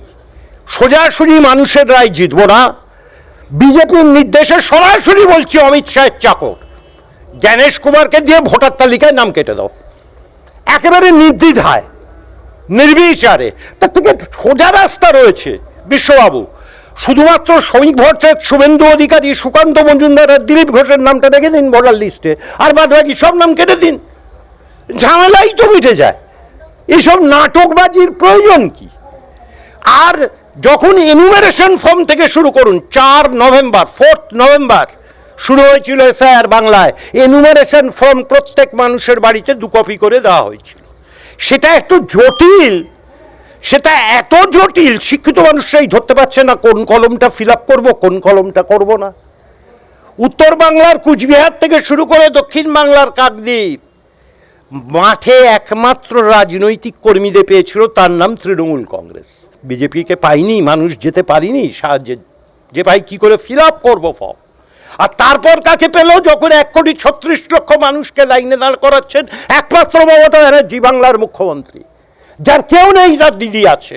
সেই জন্যই তো সুপ্রিম কোর্টে বাংলার মানুষের হয়ে 1,36,00,000 মানুষকে নিরাপত্তা ভোটার তালিকায় স্থান দেওয়ার জন্য উপস্থিত হলেন মমতা বন্দ্যোপাধ্যায়। আচ্ছা, বাংলা ভাষায় যশস্বী শব্দটা আছে, যশস্বী প্রধানমন্ত্রী। আমি যশস্বী জয়সওয়ালের নাম শুনেছি বিশ্ববাবু, ক্রিকেটার। এই যশস্বী প্রধানমন্ত্রীটা বিজেপি কোথা থেকে আবিষ্কার করলো? দ্বিতীয় নম্বর, আভারী, প্রভারী, পান্না প্রমুখ, এরা কারা? কোন শব্দ? বাঙালি তো শোনেনি, হেঁচকি খাচ্ছে বাঙালি, হেঁচকি উঠছে বাঙালির। আসলে কি জানেন, রবীন্দ্রনাথ আজ বেঁচে থাকলে আর আপনার এই আসরে আজ উপস্থিত থাকলে কি বলতেন জানেন? রেখেছো বিজেপি করে, বাঙালি করনি। আবার বলছি কথাটা, রেখেছো বিজেপি করে, বাঙালি করনি। সুতরাং বাংলার অস্মিতা, বাংলার ভাষা, আর ওই ভাতা নিয়ে একটা কথা যখন লিখেছেন, 1 লাইন আর বলতে দিন আমায়, যে সেটা হচ্ছে নরেন্দ্র মোদী সাহেব যখন ভারতবর্ষের ক্ষমতায় এসেছিলেন 2014 সাল, বছরে 2 কোটি বেকারের চাকরি। কার প্রতিশ্রুতি?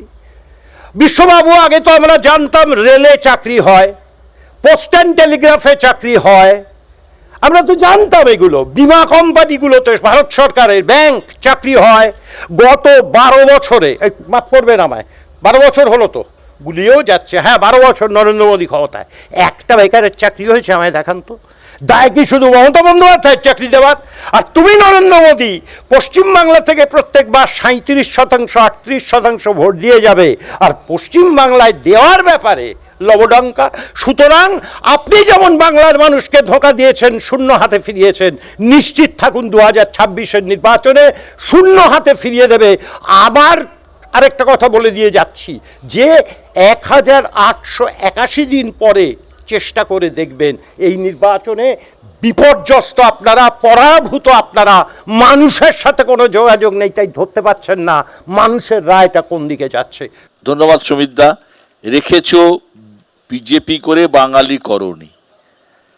তৃণমূল কংগ্রেস যে ফের বাঙালি অস্মিতাকেই তাদের অস্ত্র করবে এবারের নির্বাচনে, সেটাও কিন্তু সমীর চক্রবর্তীর বক্তব্য থেকে পরিষ্কার। শেষ বক্তা বিজেপির পক্ষে দেবজিৎ সরকার। দেখুন, এসআইআরে লাইনে দাঁড়াতে হয়েছে, কষ্ট হয়েছে। যারা এয়ারপোর্টে যান, যারা প্লেনে চড়ে বিভিন্ন জায়গায় যান, তারাও জানেন সিকিউরিটির লাইনে দাঁড়াতে হয়, কষ্ট হয়, অনেক সময় ফ্লাইট মিসও হয়। তাও সিকিউরিটির লাইনে দাঁড়াতে হয়। তার কারণ হচ্ছে কোনো বেআইনি কোনো দুর্ঘটনা ঘটতে পারে, কেউ সন্ত্রাসবাদী ঢুকে পড়তে পারেন, যার যাওয়ার কথা নয় তিনি ঢুকে পড়তে পারেন, সেই জন্য একটা ঝাড়াই বাছাই চলে। তো সেটা নিয়ে হয়েছে, কি হয়েছে না হয়েছে, কিসে অসুবিধে হয়েছে, কারা অসুবিধে করেছেন, সেটা মানুষের দৃশ্যমানতায় আছে। বাঙালিয়া তো বোকা নয়, কারা বাধা দিয়েছে, কারা দাঁড়িয়ে থেকে বিধায়ক হিসেবে কোনো নির্দিষ্ট দল, সোজা কথায় তৃণমূলের বিধায়করা, তারা বিভিন্ন বিডিও অফিসে আগুন দিয়েছেন এবং আজ অবধি তাদের বিরুদ্ধে তৃণমূল দল কিংবা এই রাজ্যের তৃণমূল সরকার অতীব দুর্ভাগ্যবশত যেখানে তৃণমূল সরকারটি রাজ্য সরকারে পরিণত হতে পারেনি, একটি দলীয় সরকার এই রাজ্যে গত 3টি টার্মে চলছে, তারা এখনো পর্যন্ত সেই বিধায়কের বিরুদ্ধে কোনো ব্যবস্থা নেননি। উল্টো দিকে একটা লাইন চলেছে, যে লাইনের ওপর ভিত্তি করে তৃণমূল কংগ্রেস মনে করছে যে এইবারে যে ভোট আসছে 26শে বিধানসভা নির্বাচন, তাতেও বৈতরণী পার হয়ে যাবে। যে প্রতারণা মাননীয় মুখ্যমন্ত্রী আজকে পশ্চিমবঙ্গের যুব সমাজের সঙ্গে করলেন এই যুব সাথী ভাতার নামে, সেই প্রতারণা সারা পৃথিবীতে ভূভারতে কোথাও হয়েছে কিনা আমাদের সন্দেহ আছে। কেন বলছি কথা? তার কারণ হচ্ছে কোন বাজেটের কোন জায়গা থেকে এই যুবসাথী প্রকল্পে ভাতা দেওয়ার ঘোষণা হয়েছে আমরা একটু দেখি। প্রদীপ্তদা আছেন, মাননীয় সমীরদা রয়েছেন। যুবসাথী হচ্ছে যুব কল্যাণ এবং ক্রীড়া বিভাগের 2026-এ যেটা ঘোষণা হলো, মোট বরাদ্দ হচ্ছে 881 কোটি 89 লক্ষ টাকা। মাসে 1500 টাকা করে যদি দেওয়া হয় তাহলে 12 মাস দিলে 18,000 টাকা খরচ হবে। 881 কোটি টাকা যদি 18,000 দিয়ে ভাগ করেন তাহলে 4,81,938 জন ভাতা পাবেন। ভাই 17 লক্ষের কাছাকাছি নাকি আবেদন জমা পড়েছে, আর আপনারা 4 লক্ষের বেশি ভাতা দেওয়ার প্রভিশন রাখেননি। বাকিরা কি বিড়ি খাইবে, বিড়ি ফুঁকিবেন? আপনাদের নেতারা বলে দিয়েছেন গুটখা খাবার পয়সা দিচ্ছেন উত্তরবঙ্গে, বলেছেন তো, এতে তো কোনো ভুল নেই, অন ক্যামেরা। তো তারপরে বাকিরা কি করবে? তারা বাঙালি নয়, তারা যুবক নয়, যুবসাথী পাবার তাদের যোগ্যতা নেই। 50 টাকা পার ডে দিচ্ছেন কেন? 50 টাকা আজকে কোন তৃণমূলের নেতার বাড়ির ছেলেদের, মানে বেকার যুবকদের 50 টাকায় সংসার চলে বা দিন চলে? দেখান, আসুন তারা। এই জন্যেই আমরা এই বিষয়টিকে প্রতারণা বলছি। প্রত্যেকবার এইটা হয়। 13-14 সাল 1,500-এর এই একই কুমির ছানার ভাতা যুব উৎসাহ প্রকল্প হিসেবে এলো। সেইবারে যে বাজেট হয়েছিল তার 60 নম্বর পাতায় বলা হলো 17 লাখ ফর্ম জমা পড়েছে, 94 লক্ষ বেকার, মাত্র 94,000 জব সিকার। তারপরে বলা হলো 85,000 আনএমপ্লয়েড, সেটা বলা হলো 14 সাল। সেই সময়ের নাম হলো যুবশ্রী, একই ভাতা 1,500 টাকা, বাড়েনি কিন্তু, সেই 50 টাকা পার ডে। আর 2026-এ সেই আবার ভোট এলো, 14 সময় ভোট এসেছিল, এবারে আবার ভোট এসেছে, একই অবস্থা। অমিত শাহকে উদ্দেশ্য করে সেই সময় বলছেন অমিত মিত্র, অমিত ক্ষমতায়, उम्र भर गाली ये भूल करता रहा, धूल चेहरे में चेहरे पर थी और आईना साफ करता रहा। বাহ বাহ রে বাহ।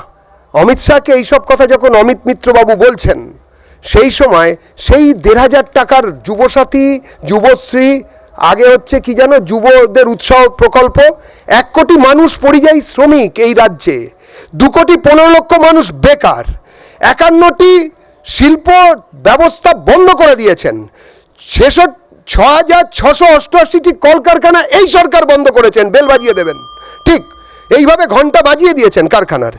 10 লক্ষ পদ শূন্য, 10 লক্ষ সরকারি পদ শূন্য, আর 6 লক্ষ সরকারি পদকে বিলুপ্ত করেছেন এই সরকার। তারপরে দাঁড়িয়ে শুধু এইসব বললে হবে বুয়াদা? যশস্বী কোথায় শুনেছেন? শুধু এপাং ওপাং ঝপাং আর শুভনন্দন শুনলে হবে দাদা? শুধু এপাং ওপাং ঝপাং আর শুভনন্দন? একটুখানি যশস্বী, তেজস্বীর পাশাপাশি যশস্বীও শুনুন। আমরা বিজেপির তরফ থেকে একটা কথা বলতে চাই, একটু সময় চেয়ে নিচ্ছি, সবার উত্তর দিতে হচ্ছে।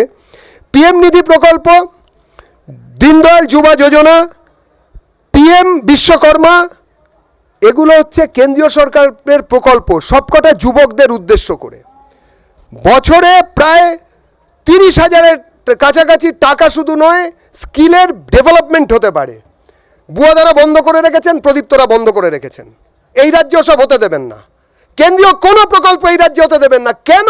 আরে নিতে দিন না, সুবিধাটা নিতে দিন। অবশ্য আপনাদের হাতে সময় নেই, 3 মাস পরে যে ভোট হচ্ছে সেই ভোটে তৃণমূলের পাশে এই সব কারণে আর মানুষ নেই। তৃণমূল হারছে, তৃণমূল হেরে গেছে। যে সরকার আসছে তা পশ্চিমবঙ্গের জনতার সরকার, সেটা বিজেপির সরকার হলেও সেই সরকার বিজেপির দলগত সরকার হবে না, পশ্চিমবঙ্গের জনতার সরকার হবে। সেই সরকার যাবে, বিজেপির সরকার আসছে, জনতার সরকার আসছে। ধন্যবাদ। একদম, অনেক ধন্যবাদ দেবজিৎ। দেবজিতের 3 মাস 17 দিন নাকি বুয়াদার 1821 নাকি একটা বললো 81 দিন, আমরা সেই দিনে অপেক্ষা করব। তবে হ্যাঁ, এবারের ভোটে এই যে যুব সাথী প্রকল্প যে একটা ইস্যু হতে যাচ্ছে, দেবজিতের বক্তব্য থেকে পরিষ্কার। তার কারণ দেবজিৎ যেভাবে কাউন্টার করলো প্রাইম মিনিস্টারের বিভিন্ন প্রকল্প তুলে ধরে, আগামী ভোটে কিন্তু এটা একটা অন্যতম বড় ইস্যু হচ্ছে, এ নিয়ে কোনো সন্দেহ নেই।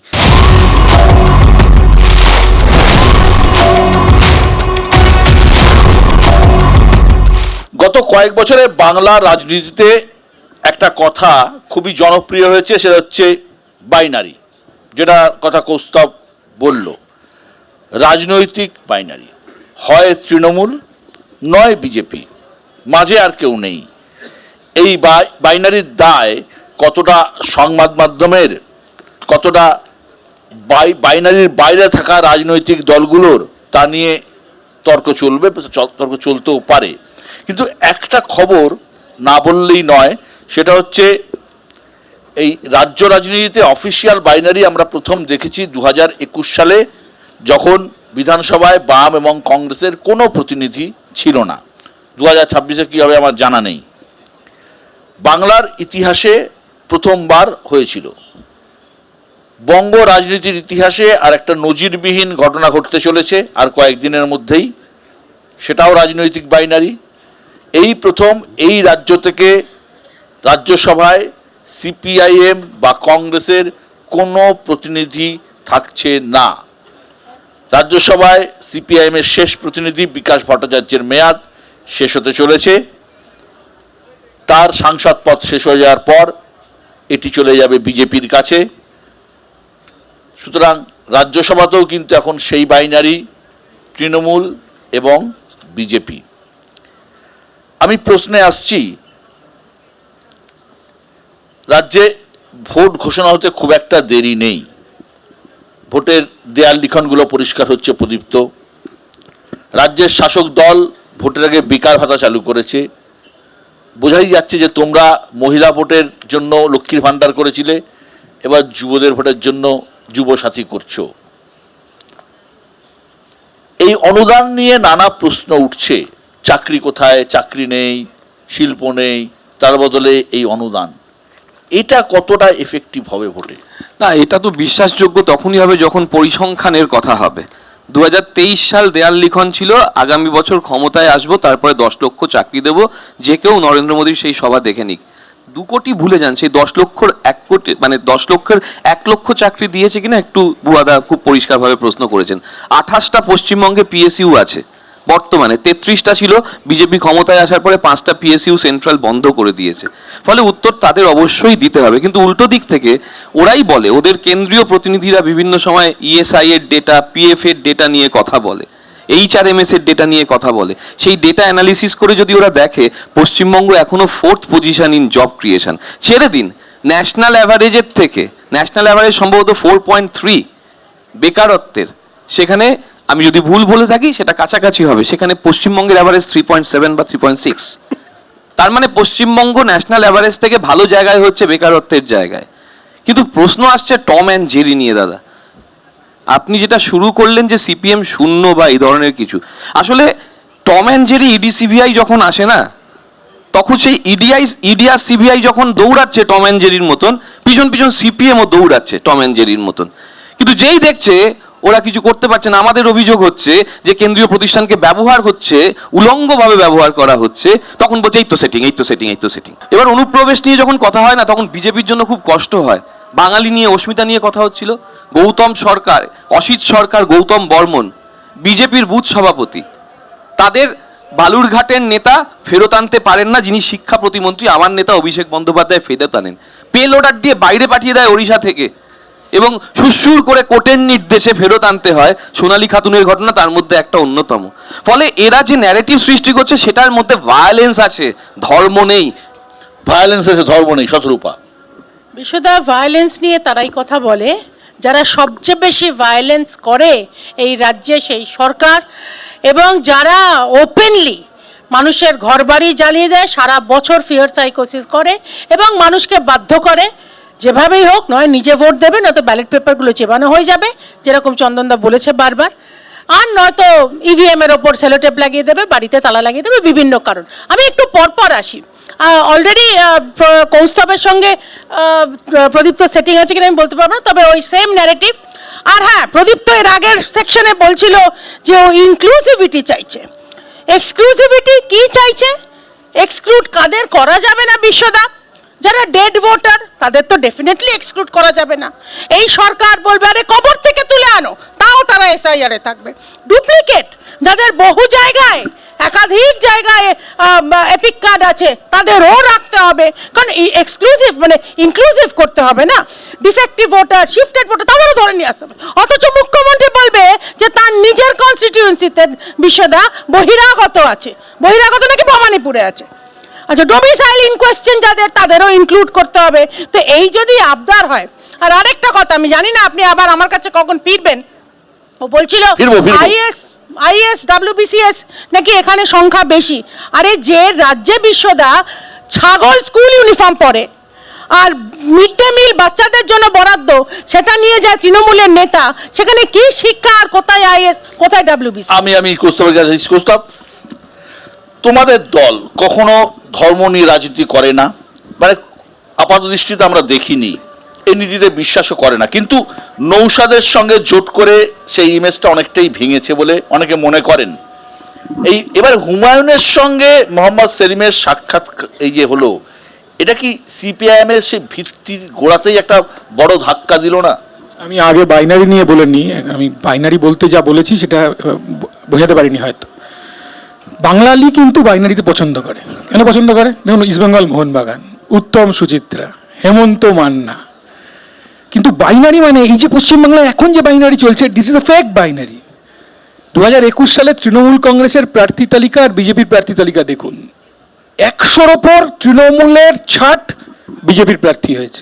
This is a fake binary, আমি এটা বলার চেষ্টা করেছি। আমি তার সাথে আরেকটা কথা বলবো, হাতরাস সাথে হাসকালির কি পার্থক্য আছে? তেহেলকার সাথে নারদার কি পার্থক্য আছে? উন্নয়নের সাথে কামদুনির কি পার্থক্য আছে? ব্যাপমের সাথে এসএসসি কি পার্থক্য আছে? যা দেশে বিজেপি করছে, অমিত শাহ, দেশের মিডিয়া, তাও বাংলার মিডিয়া দলবদল হলে প্রতিবাদ করে, দেশের মিডিয়া একজনের নাম দিয়েছে চাণক্য, 5টা সিট জিতে সরকার করে নিয়েছে ব্রিফকেস নিয়ে গিয়ে, চাণক্য, মুকুল রায় একই কাজ করেছে। আমি এই বাইনারির কথা বলেছি, বাংলায় যে বাইনারি সেটা ফেক। দ্বিতীয় কথা আমি বলবো যে সেলিমদা তো দেখা করেছে মাত্র, বিজেপির লোকসভার প্রার্থী ছিল, তাতে অপরাধ নেই। তৃণমূল কংগ্রেসের মন্ত্রী ছিল, তাতে অপরাধ নেই। অতীতে কংগ্রেস করেছে, তাতে অপরাধ নেই। সেলিমদা শুধু দেখা করেছে, তাই জন্য রে রে রে রে রে রে চালু হয়ে গেল। একদম একদম। বিশ্বজিৎ, মূল কথা যে দেখা করেছে শুধু নয়, দেখা করার পরে সংবাদ মাধ্যমকে যখন বলেছে যে মনের কথা, মনের খবর নিতে গেছে। আমরা ভারতবর্ষের রাজনীতিতে মন কি বাত, মন বুঝতে গিয়েছিলেন? হ্যাঁ, মন বুঝতে গেছিলেন। আমরা ভারতবর্ষের রাজনীতিতে মন কি বাত শুধুমাত্র শুনেছি নরেন্দ্র মোদীর কাছে, কিন্তু এই মুহূর্তে প্রতিকূল থেকে মানে শুরু করে একের পর এক বাম নেত্রী অন্দরমহলের যে মনের কথা প্রকাশ্যে নিয়ে আসছেন, এটাতে কিন্তু একটা বিড়ম্বনা তৈরি হচ্ছে এবং বাম রাজনীতির যে অন্দরে ধাক্কা রাখছে, বলছে আর ডর কা ঘর হ্যাঁ, আজকে বলেছে প্রতিকূল, এবং এর পাশাপাশি বলছে মোগাম্ব খুসওয়া এবং তাকে গব্বর বলছেন। এই যে একটা রাজনীতি, একটা সময় বলা হতো যে বামেদের যারা প্রবীণ তারা জায়গা ছাড়ছে না, এবং নবীন যারা, তারা যখন নবীনরা আসলো তখন প্রবীণদের পাওয়া যায় না। এই যে একটা বাইনারি তৈরি হয়েছে নবীন বনাম প্রবীণ, এবং যারা নবীন, যারা একাধিক দিন উপেক্ষিত, তারা কিন্তু বামের অন্দরের অনেক কিছু প্রকাশ্যে নিয়ে আসছে। এটা রাজনীতিতে একটা তার প্রভাব আছে। নাজিদা কি বুঝছেন এই যে কথাটা বিশ্বজিৎ বলছে যে বামেদের মধ্যে একটা প্রভাব পড়ছে? বিশ্বদা, আমি নিজে বাইনারির কথা অনেকবার আপনার সঙ্গে বলেছি, কিন্তু আজকে বলতে বাধ্য হচ্ছি যে পশ্চিমবঙ্গে একটা ট্রাইনারি শব্দটা ঠিক কিনা জানি না ইংলিশে অভিধানে, কিন্তু ট্রাইনারি তৈরি হচ্ছে। এই তৃতীয় শক্তিটা কিন্তু খুব ভয়ঙ্কর। পশ্চিমবঙ্গে বাংলাদেশ থেকে অবৈধ অনুপ্রবেশ একটা মহামারীর আকার নিচ্ছে এবং রাজ্য সরকার সাহায্য করছে BSF এই অবৈধ BSF কি করছে? অনুপ্রবেশকারীদের নাম ভোটার লিস্টে তুলতে। এই কথা আমার নয়, BSF রাজ্য এই সরকারকে কথা সমর্থন করছে, বলেছিলেন সাহায্য করছে। 2005 সালে মমতা বন্দ্যোপাধ্যায় লোকসভায় দাঁড়িয়ে। তার সেই ভবিষ্যৎবাণী আজকে কিন্তু ফলতে চলেছে। আমরা যে জামাতপন্থী শক্তিটাকে দেখতে পাচ্ছি পশ্চিমবঙ্গে, সেই জামাতপন্থী শক্তির সাথেই সিপিএম হাত মেলাতে গেছিল। উনি অন্য কিছু করেননি। সেলিমকে দোষ দেবেন না, জ্যোতিবাবুকে সুরাবার্দির সাথে 1946 সালে দেখা গেছিল যখন কলকাতায় ইতিহাস সাক্ষ্য দিচ্ছে ভারতবর্ষ ভাগ হয়নি এবং তখন তো একটাই পাকিস্তান তৈরির দাবি কমিউনিস্টরা সমর্থন করেছিল। লালাতঙ্ক হয়েছে। আরে উনি বলবেন, ওর CPM ছাড়া উনি কি দেখতে পারেন? জ্যোতিবাবুর পথ মোহাম্মদ সেলিম লালাতঙ্ক, জলাতঙ্ক হয়, ওনার লালাতঙ্ক হয়। এটা খুব ভয়ঙ্কর, হিন্দুদের জন্য ভয়ঙ্কর, জাতীয়তাবাদী মুসলমানদের জন্য ভয়ঙ্কর। সমীর চক্রবর্তী এই নতুন একটা কথা, জাতীয়তাবাদী মুসলমান শুভেন্দু বলছে কদিন আগে থেকে। কেন মুসলমানদের জাতীয়তাবাদী হতে পারে? ভালো অফার পেলে বিজেপি থেকে তৃণমূলে যাওয়া যায়, আরো ভালো অফার পেলে পাকিস্তানের পতাকাও ধরা যায়। বিরোধী দলের তো দেখাবে। তারা জাতীয়তাবাদী হতে পারে না। সমীর চক্রবর্তী বলো বলো বলো বলো বলো বলো। আমার এখানে প্রথম বক্তব্য হচ্ছে এই ইস্যুতে। এর জন্য তো দেখুন, ভারতবর্ষের জনসংখ্যা কত প্রধানমন্ত্রী বলতে পারবেন? জনগণনাটাই হয়নি বিশ্ববাবু। প্রথম 2011-তে হয়নি, 2021-এ হয়নি। কেন? দ্বিতীয় আসবে এর সঙ্গে, এটা লিঙ্কড। নির্বাচন কমিশন প্রথম প্রকাশ করুন। বিহারের সময় তো প্রধানমন্ত্রী বলেছিলেন, যশস্বী প্রধানমন্ত্রী, ঘুষপেটিয়া। তাহলে ঘুষপেটিয়া কত? নির্বাচন কমিশন ভোটার তালিকা যখন ঘোষণা করলো তখন ঘুষপেটিয়ার সংখ্যাটা কেন দেওয়া হলো না? রোহিঙ্গা মুসলমান কতজন? ঘুষপেটিয়ার রোহিঙ্গা শুনতে শুনতে ভারতবর্ষের মানুষের কান পচে গেছে। নির্বাচন কমিশন নীরব কেন? বিহারের তালিকা যখন ঘোষণা হয়েছে সংখ্যা দিয়েছেন? পশ্চিমবাংলায় যখন প্রাথমিকভাবে 58,20,000 মানুষ বাদ পড়েছে, বলেছেন তার মধ্যে কতজন মৃত, কতজন ডুপ্লিকেট বলেছেন, কতজন ঘুষপেটিয়া? তার মানে ঘুষপেটিয়া শূন্য। এরা শুধু রাজনীতি করার জন্য হিন্দু মুসলমান ও তার জন্যই ঘুষপেটিয়া এবং রোহিঙ্গা নিয়ে এসছেন। আপনি বলুন তো রোহিঙ্গা কেমন দেখতে হয়, একটু বলুন, আমি দেখিনি। আপনি বলুন না, কিভাবে বুঝবো? কিভাবে বুঝবো? আরে শুনুন, আপনি কাব্য কথা পরে বলবেন, আসল গল্পটা মানুষকে বলুন। আপনি বলুন, আরে বাবা বলুন, ঐতিহাসিক ঘুষপেটিয়া কজন? সেটা শুনুন, ঘুষপেটিয়া কজন? নির্বাচন কমিশনকে তালিকা প্রকাশ করতে হবে। ঠিক আছে। রোহিঙ্গা কতজন তার তালিকা প্রকাশ ঠিক করতে আছে ঠিক হবে। আছে। দেশের রাজনীতিতে বিজেপিকে প্রতিষ্ঠা দিয়েছে রথ। 1990 সালে গুজরাটের সোমনাথ থেকে যে রথ বার করেছিলেন লালকৃষ্ণ আডবাণী, তারপর থেকে রথের একটা গুরুত্ব বিজেপির সর্বভারতীয় রাজনীতিতে রয়েছে। 2021-এর আগেও বিজেপি রাজ্যে রথ বার করেছিল। 26-এও একই কৌশল, রথ না টানলে কি ভোট টানা যাবে না? না, একটা ব্রিফিংয়ের মধ্যে ভুল হচ্ছে। একটা কথা পরিষ্কার সবাইকে জানিয়ে রাখি, এই যে পরিবর্তন যাত্রায় আমাদের কোনো রথ বেরোচ্ছে না। এটা রথ বলে, রথযাত্রা বলে মিডিয়ার একাংশ যেভাবে না বলছে, না, আমার কাছে প্রেস স্টেটমেন্ট আছে বিজেপি, আমি দেখাতে পারি এক্ষুনি। রথ নয়, পরিবর্তন যাত্রা পরিবর্তন যাত্রা বলে যেটা চলছে। আমি আমার কথাটা বলি বিশ্বদা, পরিবর্তন যাত্রা বলে যেটা চলছে সেটা চলবে। এই 5 তারিখ থেকে শুরু হবে, বাকি সব ডিটেল আপনাদের কাছে আছে। যে বিষয়টা বোধহয় অ্যাড্রেস করা দরকার, দেখুন এই যে অনুপ্রবেশকারী আছে কি নেই, এই ব্যাপারটা বুঝতে গেলে বেশি দূরে যেতে হবে না। যারা আজকে সমস্যারে অনুপ্রবেশকারী তত্ত্বকে বিরোধিতা করছেন, তাদের কাছে বিরোধিতা করিনি, বলেছি নির্বাচন কমিশন সরাসরি ডেপুটি স্পিকারের টেবিলের সামনে এক বস্তা কাগজ ছুঁড়ে ফেলে দিয়ে চলে এলেন তৎকালীন দেবজিৎ 2005 আমার 2005 5ই আগস্ট একদম ঠিকঠাক। তো সেই সময় ছুঁড়ে ফেলে দিয়ে চলে এলেন এক বস্তা কাগজ, বললেন যে এর মধ্যে সব অনুপ্রবেশকারীদের নাম আছে যারা বাংলাদেশ থেকে এসেছে, এবং বাংলাদেশ থেকে কারা এসেছে সেই সম্বন্ধে সেই সময় বিজেপির সঙ্গে উনি একমত ছিলেন। 1980 সাল থেকে বিজেপি বাংলাদেশ থেকে আসা অনুপ্রবেশকারী মুসলমানদের বিরুদ্ধে বলছে। মনে রাখতে হবে, বাংলাদেশ থেকে যারা উদ্বাস্তু হিন্দু বা অমুসলমান যারা পালিয়ে এসেছেন তাদের কিন্তু আমরা অনুপ্রবেশকারী কোনোদিন বলিনি, মমতা দেবীও বলেননি। কিন্তু মুশকিলটা হচ্ছে যে আমরা তো ওই কাগজের তারাটা খুঁজছি যেটা বোয়াদাদের কাছে আছে, যেটা প্রদীপ্তর কাছে আছে, যেখানে কিনা লেখা আছে ওই 78 লক্ষ অনুপ্রবেশকারীর নাম। 20 বছরে সেই 78 লক্ষ অনুপ্রবেশকারী আরো প্রায় 1.5 কোটিতে পরিণত হয়েছে। তারাও তো আছে, তাদের সন্তান সন্ততি, তারাও তো আজকে ভোটাধিকার সম্পন্ন হয়েছে। আর একটা কথা খুব বিনয়ের সঙ্গে জিজ্ঞেস করছি বিশ্বদা, ধরুন আমি অনুপ্রবেশকারী, আমার নাম ভোটার লিস্ট থেকে বাদ গেল, আমি বাংলাদেশের কাগজপত্র নিয়ে গিয়ে প্রমাণ করতে যাব, দেখুন ভাই আমি এসেছি। যারা আসছেন না শুনানিতে, সোজা কথায় বলা যেতে পারে যে তারাই সেই হারিয়ে যাওয়া মানুষ, 1 নম্বর। 2 নম্বর, একবার শেষ করি, আমি বেশিক্ষণ বলবো না। 2 নম্বর হচ্ছে যে লাইনের একটা কথা বারবার বলা হচ্ছে যে উন্নয়নমূলক প্রকল্প, লক্ষ্মীর ভাণ্ডার অবশ্যই উন্নয়নমূলক এবং যুবসাথী ইত্যাদি অবশ্যই উন্নয়নমূলক, কিন্তু এই উন্নয়ন ভাতার উন্নয়ন কাজ কোথায়? অভাবের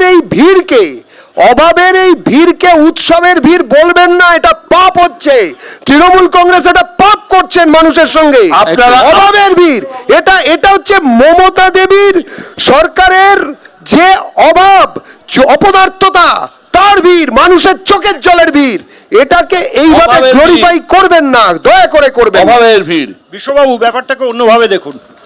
2016 সালের 8ই নভেম্বর, 2016 সাল 8ই নভেম্বর নোটবন্দি, 2020 সাল করোনা। আমি 3 জন বিখ্যাত ব্যক্তির নাম বলবো। একজনের নাম ডক্টর অমর্ত্য সেন, অর্থনীতিবিদ, নোবেল পুরস্কার জয়ী। একজন অভিজিৎ বিনায়ক বন্দ্যোপাধ্যায়, নোবেল পুরস্কার বিজয়ী। আরেকজনের নাম প্রাক্তন রিজার্ভ ব্যাংকের গভর্নর রঘুরাম রাজান। 3 জনই বলছেন cash transfer to the people, মানুষের হাতে টাকা দাও, জিডিপি বাড়বে, স্টেট জিডিপি। এদের বক্তব্য। তা আমি কি নরেন্দ্র মোদীর অর্থনীতি শুনবো, না আমি অমর্ত্য সেন, যখন কোনো কাজ নেই তাহলে স্বীকার করছেন পশ্চিমবঙ্গে এই মুহূর্তে কোনো কাজ নেই, সেই জন্য 50 টাকা পার ডে দিতে হবে, টাকা ঘুরতে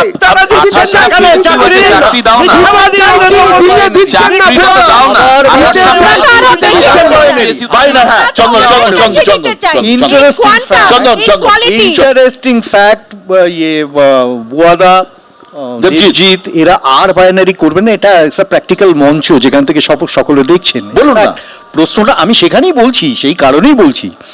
একটা জিনিস পরিষ্কার বিশ্বদা, যে আজকে পশ্চিমবাংলা, আমরা বারবার বলেছি পশ্চিমবাংলার একটা অনুপ্রবেশ আছে, একটা শ্রেণী, কিন্তু পশ্চিমবাংলার অনুপ্রবেশ শ্রেণীকে ডিটেক্ট করবার যে দায়িত্ব, সে দায়িত্বটা কিন্তু কেন্দ্রীয় এজেন্সির।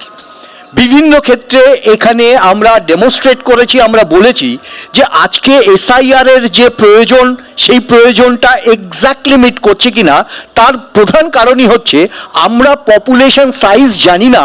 একটা অজ্ঞাত কারণে 2021-এ বন্ধ হয়ে গেল, বেরোলো না একটা সাইজ অফ পপুলেশন, যাকে আমরা সেন্সাস বলি বা জনগণনা বলি। এখন প্রশ্নটা এখানে, আমরা কিভাবে এক্সপেরিমেন্ট করতে পারি? এই অঙ্কশাস্ত্রের এক্সপেরিমেন্ট সিম্পলি, তুমি প্রথমে জানতে হবে জনগণনার কি সাইজটা, তারপরে তো তার মধ্যে থেকে ভোটার, এবং আমরা এক্সক্লুশন করছি। ইনফ্যাক্ট সেটা সব থেকে বড় প্রশ্ন হচ্ছে, আমাদের যখনই রিভিশন হয়, ইন্টেন্সিভ রিভিশন হোক বা স্পেশাল ইন্টেন্সিভ, মূল টার্গেটটা থাকে, মূল উদ্দেশ্যটা থাকে ওয়ে অফ ইনক্লুশন, আমার নতুন ভোটার ইনক্লুড কিভাবে হচ্ছে, এবং ডেফিনেটলি তারপরে আসছে এক্সক্লুশন। আমরা একটা জিনিস প্রথম থেকে দেখে আসছি, 1 কোটি 20 লক্ষ মানুষ বাদ যাবেন ঠিক তখন বলছেন যখন এসআইআর পশ্চিমবাংলায় চালুর মুখে। তিনি বলছেন, আমি এখানে শেষ করি বিশ্বদা, ইন্টারেস্টিং ফ্যাক্ট হচ্ছে যে যখন সেই সংখ্যাটা হাফের নিচে নেমে গেল, তার পরবর্তী সময় তাদের এক্সপ্লানেশন আলাদা হয়ে গেল। যে অমর্ত্য সেনের কথা বুয়াদা বলছেন, আজকে সেই অমর্ত্য সেন সেই জাতাকলে, অর্থাৎ ফ্যাগ এন্ড অফ দি টানেল যাকে বলা হয়, যেখানে নাকি কার্বলিক অ্যাসিড ঢালা হবে। মানে আমার উদ্দেশ্য বলবার এটা যে এই ধরনের ডিটেকশন প্রমাণ করে দিচ্ছে একটা ফল্টি এসআইআর একটা সর্বনাশ ডেকে আনতে পারে পুরো ভোটার সাইজের ক্ষেত্রে। একদম।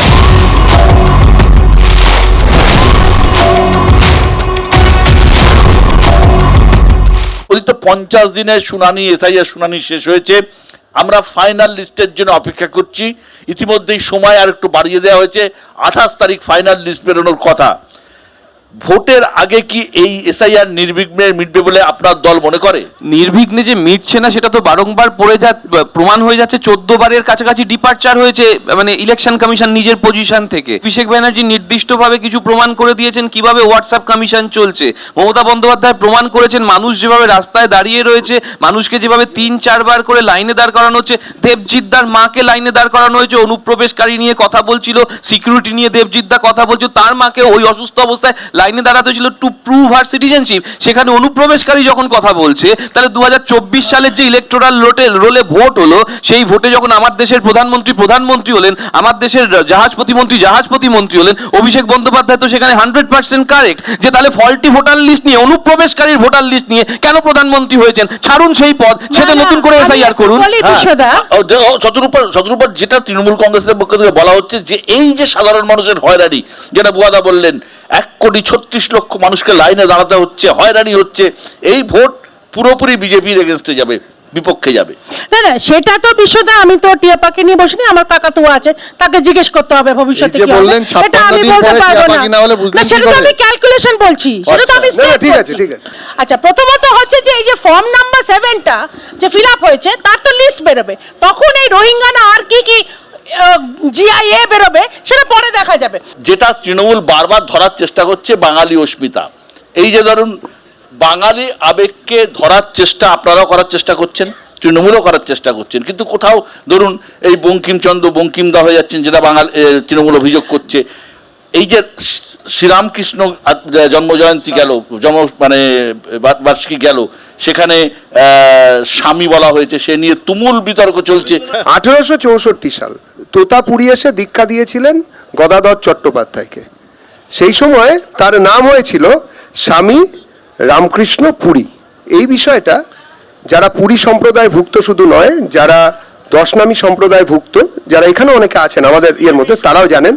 কিন্তু সুতরাং যদি না, এটা বেলুড় মঠের, হ্যাঁ, বেকার বেলুড় মঠকে আরএসএস বা বিজেপি বলে দাগিয়ে দেবেন না দয়া করে। সুতরাং বেলুড় মঠের সঙ্গে আত্মিকভাবে সম্পৃক্ত নরেন্দ্র দাস দামোদর দাস মোদী, তিনি যদি আসলে তার প্রথম সন্ন্যাস নামকে আনেন, তাতে কোনো ক্ষতি হয় না। যে দ্বিতীয়ত ঠাকুর শ্রীরামকৃষ্ণ বললে আর স্বামী রামকৃষ্ণ পুরী বললে কোনো জায়গাতেই কোনো মানুষ হিসেবে তাদের কোনো কটূক্তি করা হয় না বা ছোট করা হয় না। এবারে আসি শেষের দিকে, বাইনারিটা এটাই সবাই জানেন। যদি আপনি আপনার বাড়ির মেয়েদের, বাঙালি মেয়েদের শাহজাহানের ডেরায় পিঠে বানাতে চান, পাঠাতে চান শাহজাহানের লোকেরা, তাহলে পাঠিয়ে দিন, তাহলে পাঠাবেন। আর যাতে যদি সেটা না চান, তাহলে আপনি ভোট দেবেন। সবথেকে বেশি সুরক্ষিত অসুরক্ষিত, সেখানে মহিলাদের সুরক্ষিত হতে দেবে।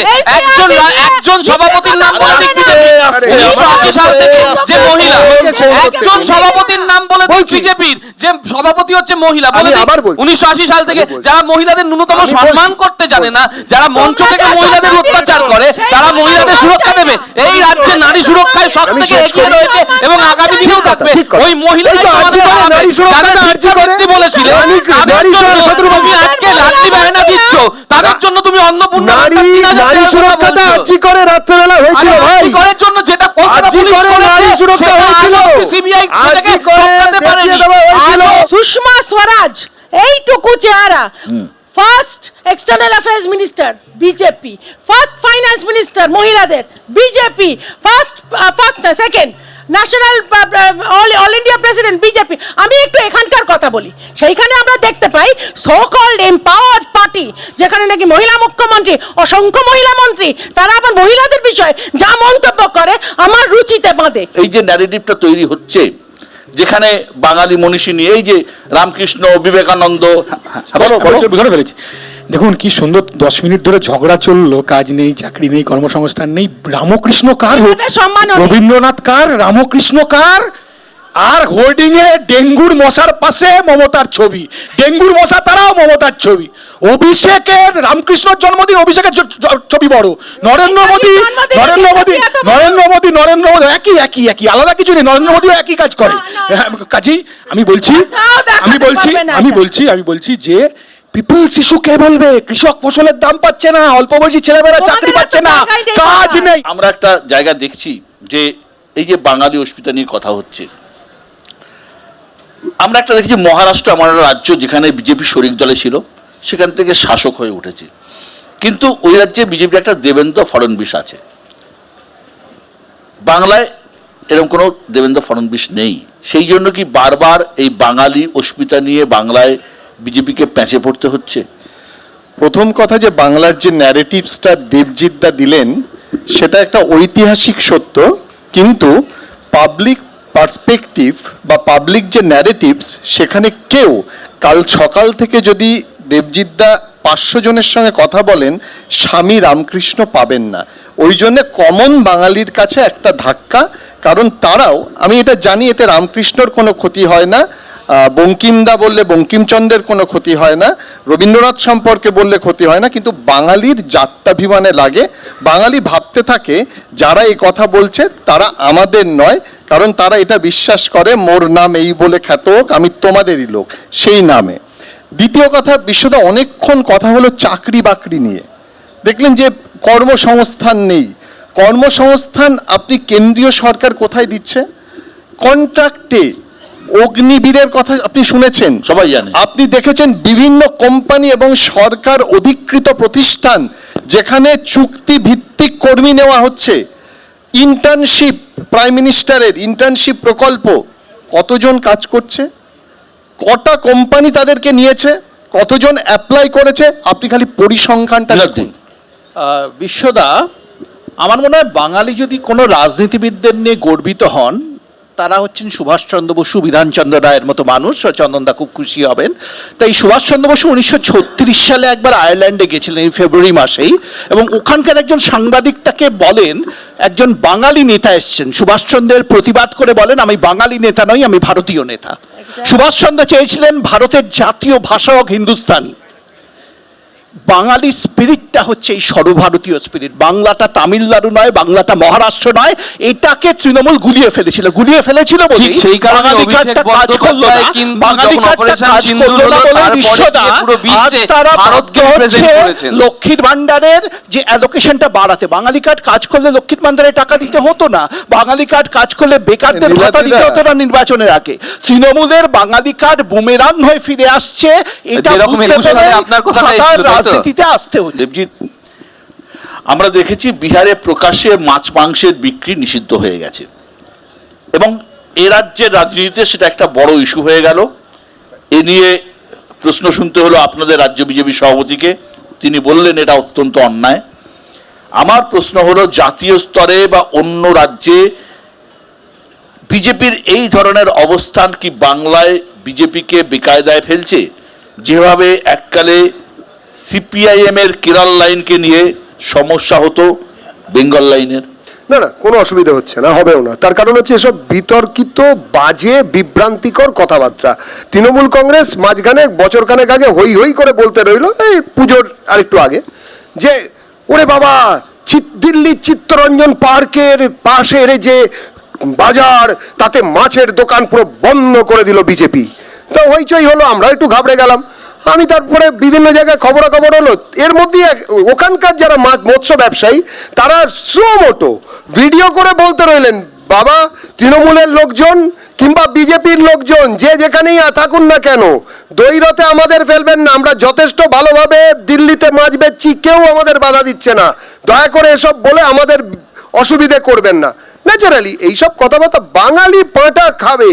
স্বামী বিবেকানন্দ বলে গেছেন, এখানে মা কালী পাঁটা খাবে, বাঙালি মা কালীপন্থী, জয় মা কালী।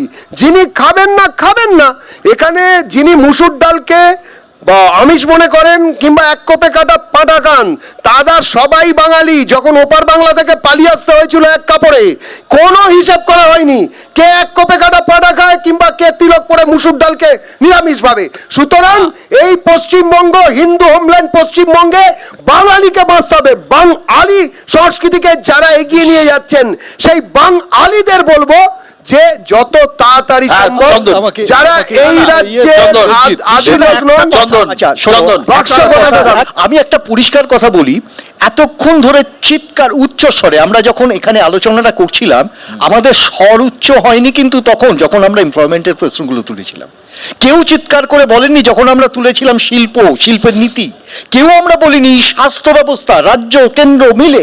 আমরা কেউ বলিনি বৈদেশিক অবস্থা, যখন ভারতবর্ষের পাশের যে দেশগুলো সেখানে আমরা ডিপ্রেসিভ রিলেশনশিপগুলো ধীরে ধীরে ক্ষয়িষ্ণু। আমরা এই প্রশ্নতে চিৎকার করে বলছি বাঙালি কি চায়, বাঙালিত্ব, বাঙালি কার নামের আগে স্বামী। আমি বারবার যে প্রসঙ্গ বলছি, অস্মিতা ভালো, কিন্তু অস্মিতার তো একটা দিক নির্দেশ থাকবে। সেই দিক নির্দেশটা কি? আমার প্রশ্নটা হচ্ছে কোন রাজ্যে ব্যান হলো থেকেও বড় প্রশ্ন হচ্ছে যে ভাষা, খাদ্য এবং সংস্কৃতি, আমাদের federal system character of diversity, সেখানে দাঁড়িয়ে যদি ডাইভার্সিটিটাই চ্যালেঞ্জড হয়ে যায় এবং শুধু হিন্দুত্ববাদীকে চাপিয়ে দেওয়ার চেষ্টা হয়, তাহলে যেমন সার্বভারতের ক্ষেত্রে খারাপ, ঠিক তেমন ভাবে রাজ্যে যদি কোনো নির্দিষ্ট বাইপোলার রাজনীতি করবার চেষ্টা হয় সেটাও খারাপ। সেই বাইপোলার রাজনীতির ক্ষেত্রে খুব পরিষ্কার ওই চ্যাংদোলা করে ফেলে দেবো অমুসলিম বিধায়কদের। কার বক্তব্য?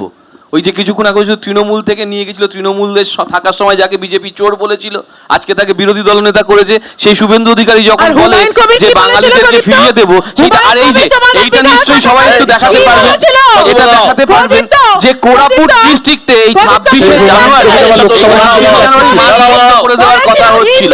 সেই মাছ বন্ধ করে দেওয়াটা কার নির্দেশ ছিল দাদা? আমার মুশকিল ছিল পরেশ রাওয়াল যখন বলে তখন কার বক্তব্য ছিল দাদা?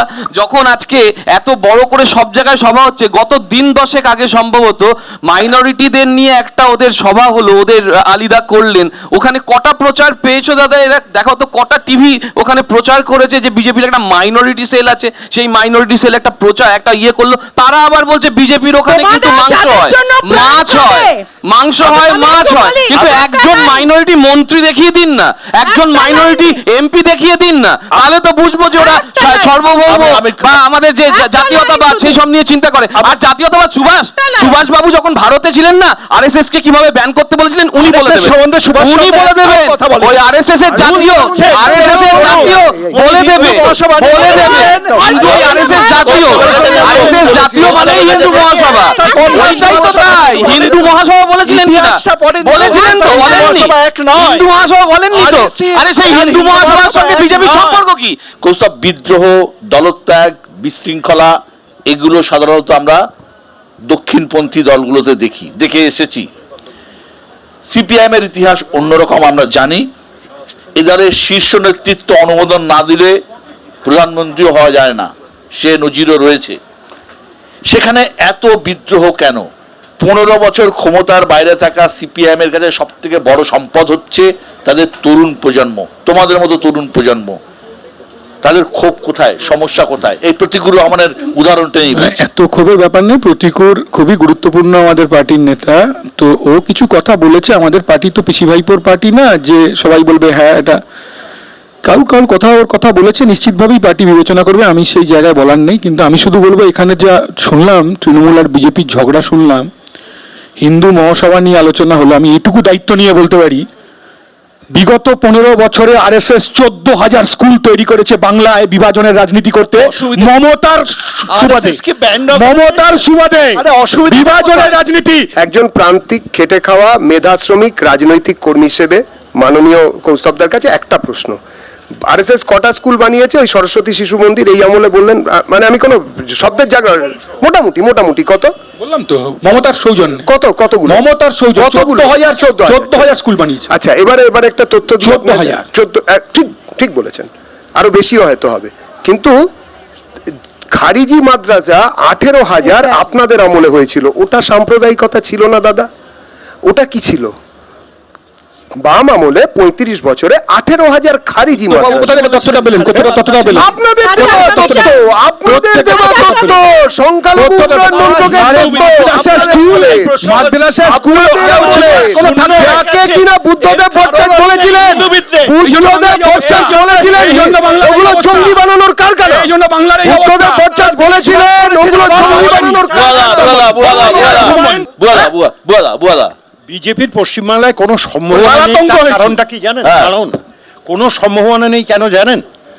মমতা বন্দ্যোপাধ্যায়ের বিকল্প মুখটা কি বলে দিচ্ছি। একটা ক্যালেন্ডার পেয়েছি বিশ্ববাবু। সোমবার দিন হবেন শ্রমিক ভট্টাচার্য মুখ্যমন্ত্রী, মঙ্গলবার হবেন শুভেন্দু অধিকারী মুখ্যমন্ত্রী, বুধবার দিন হবেন সুকান্ত মজুমদার মুখ্যমন্ত্রী, বৃহস্পতিবার হবেন দিলীপ ঘোষ মুখ্যমন্ত্রী, শুক্রবার অগ্নিমিত্রা পাল মুখ্যমন্ত্রী, শনিবার লকেট চ্যাটার্জি মুখ্যমন্ত্রী। বললো রোববারটা ছুটি থাকে, ওই দিন মুখ্যমন্ত্রী বিজেপির কর্মীদের বিরুদ্ধে যত গাঁজার কেস দিয়েছে, সব গাঁজা করে টেনে আসে নাকি? বাংলার মানুষ